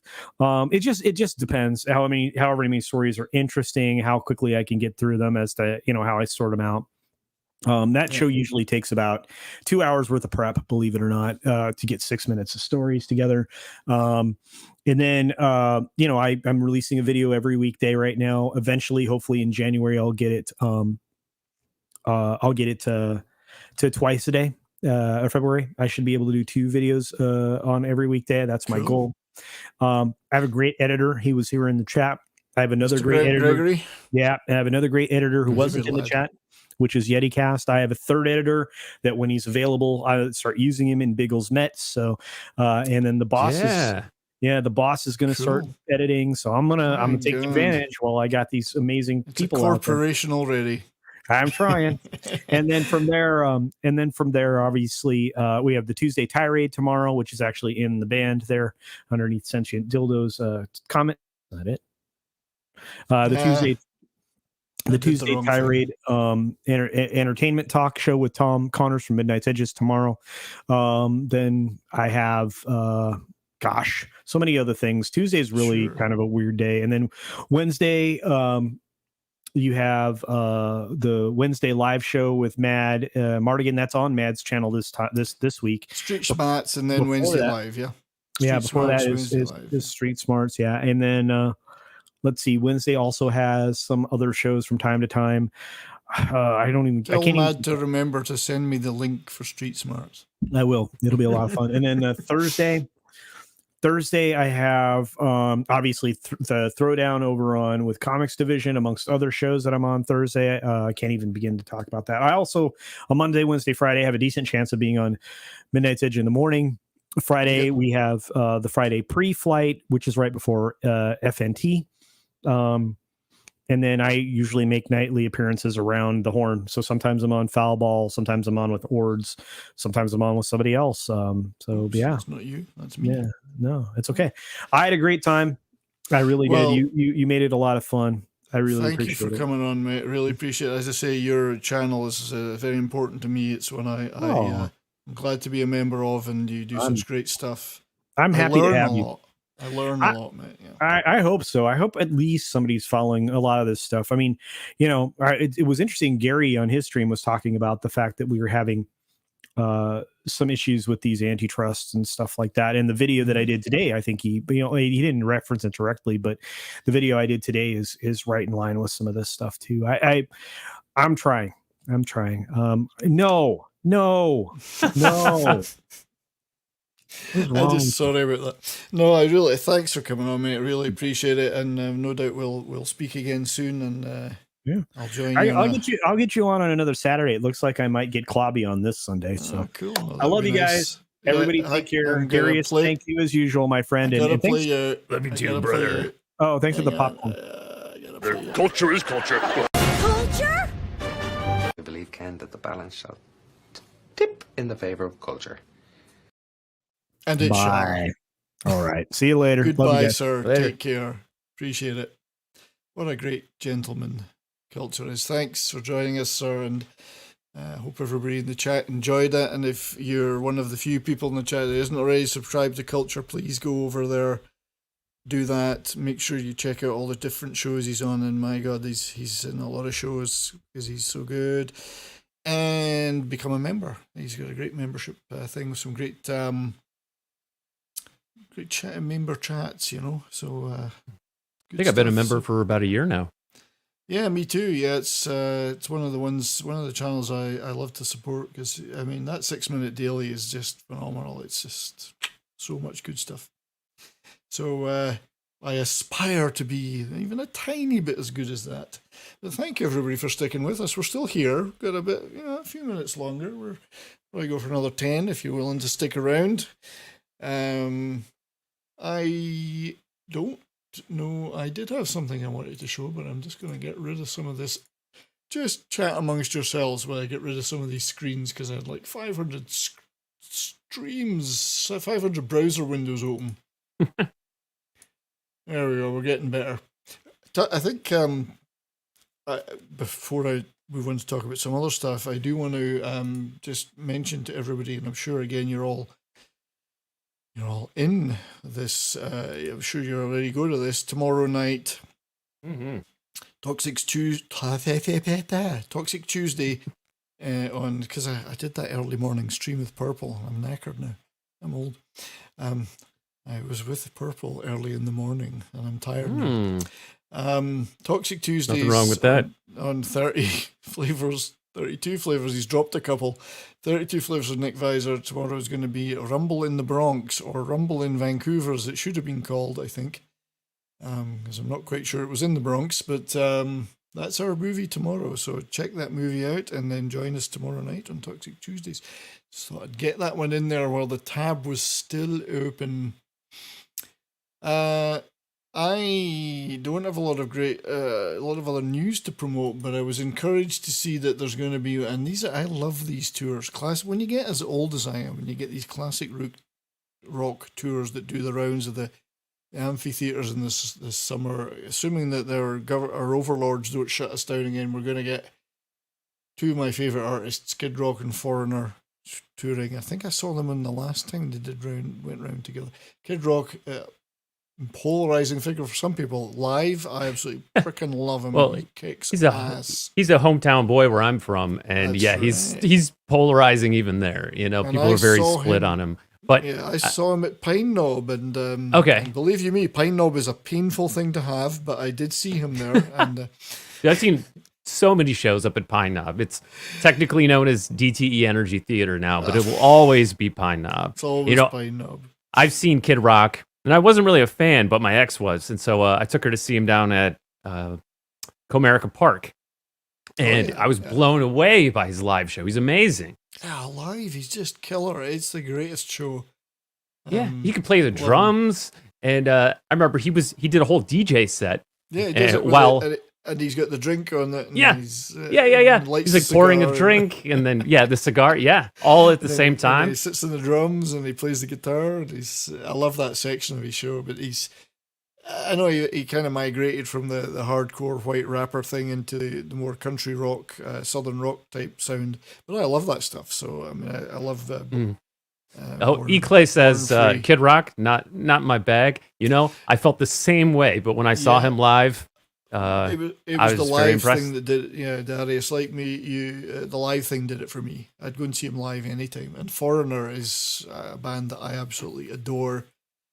I mean, admittedly, it's only really Mick Jones from the old days, but it was his band. And the current lineup he's got, music-wise, are brilliant. They've got guys from Dokken and I love Dokken. Yeah, the bass player from Dokken. You got current singer is freaking great singer. He's really good. But the tour also, this particular tour, and this is what I like about these classic rock gatherings now. You get these 4 bands. You got Grand Funk Railroad, and if you've never seen them, Jason Bonham's Led Zeppelin evening, which I've seen him do his entire Led Zepp set. He is freaking brilliant. So catch that out on a summer in the sun and the amphitheaters, the open air amphitheaters. That will be an awesome setup. So. You I mean noticed there's- Dawkins' current bassist? Is it no, previous. Can't remember his name.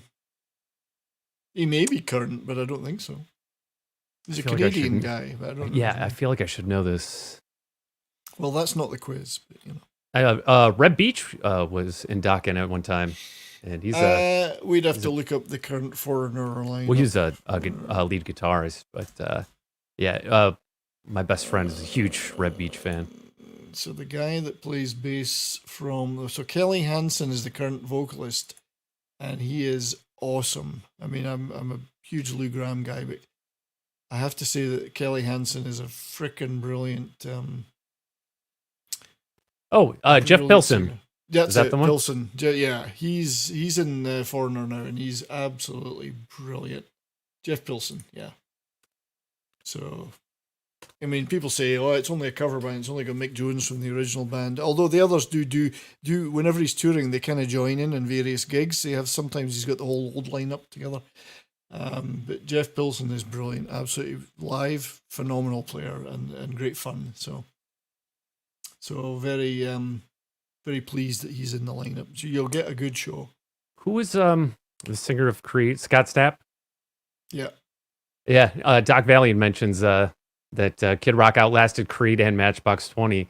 I don't know if you remember, there was an incident years ago where Kid Rock and Scott Stapp were both involved, and it hurt Scott Stapp's reputation. But Kid Rock said, "Look, I'm just going to get more popular from this, but you have a different image." Because there's like a leaked tape.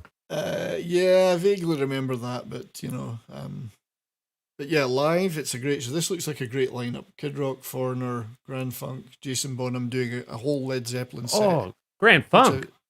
Grand Funk, who I've never seen now. How many original members are in it, I don't know, but hopefully it's the main guy. And again, Yeah, they're from Michigan too. Yeah, well, absolutely. That's a Michigan band. So I'm assuming the original singer, guitar player is still with them. And again, my mind has just gone blank. Mark Farner. Now, I've seen Mark Farner with playing with Ringo Starr in a gig when he does those all-star tours, but I've never seen him doing Grand Funk specifically. So, see, this is great. In the summer, if we can get rid of all this lockdown shit, we'll get back to doing those gigs, so that'll be good. So that was all I had in terms of, stuff happening. Well, it's perfect timing because I have to go anyway. I'm about to be a guest on Chris Knight's show. on the Real Review 3000.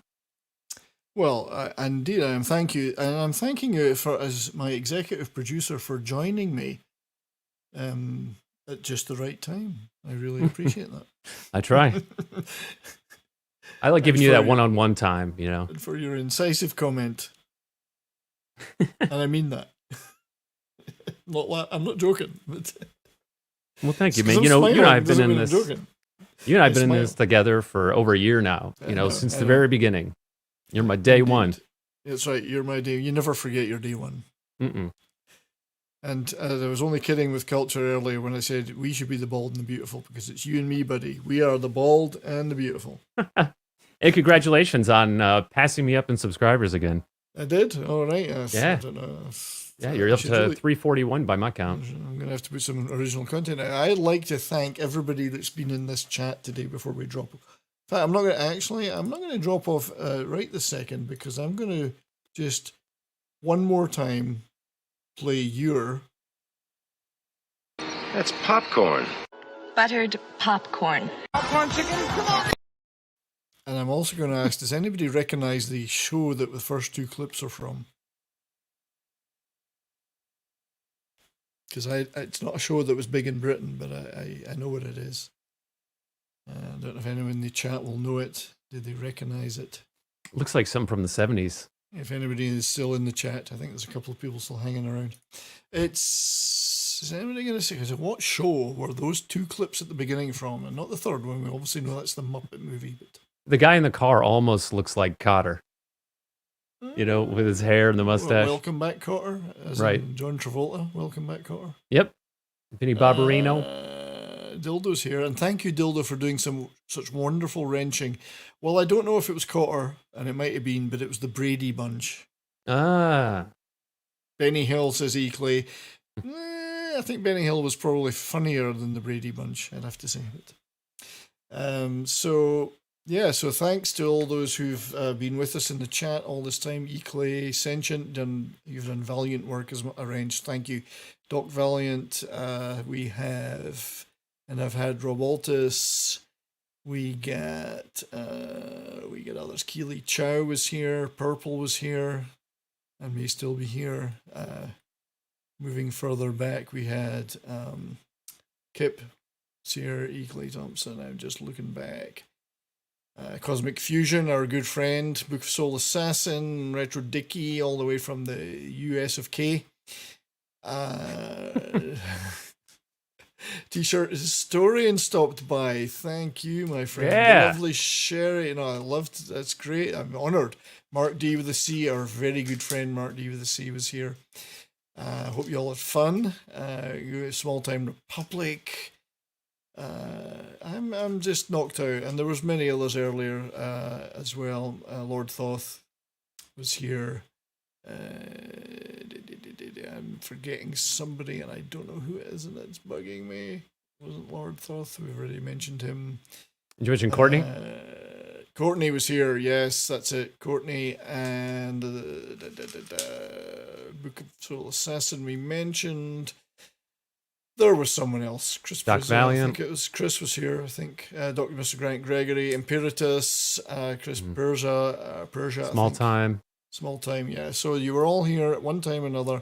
I appreciate it and thank you very much. Next week, I will be hosting a stream, but I'm not sure of the exact time yet because I will not be in Pacific time. I will be in Central time as I'm going to be in Austin in Texas at this time next Monday. So meeting some of our friends like Matt Foulball, Just Another Red Shirt, Jake D, Daniela LaFave, Mad Martigan, and a few others will all be gathering at an establishment in Austin. So I'm hoping to do a little bit of my stream elements is spamming the chat. You're right, Dildo.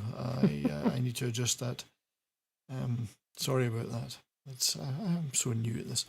I got rid of Teach those robots to act right. I know. I need to get my bots in order. So next Monday there will be a show. It will be more of a live stream from some drunken establishment in Austin. So look forward to that.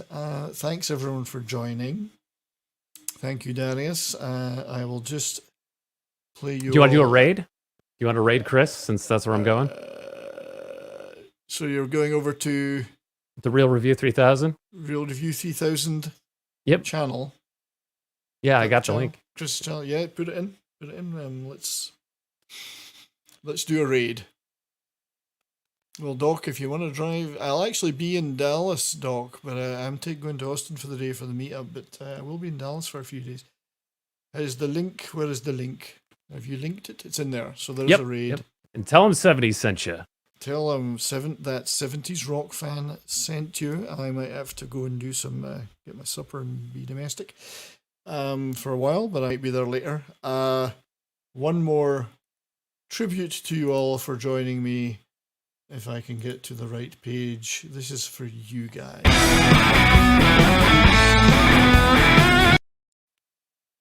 That's how I feel about you all.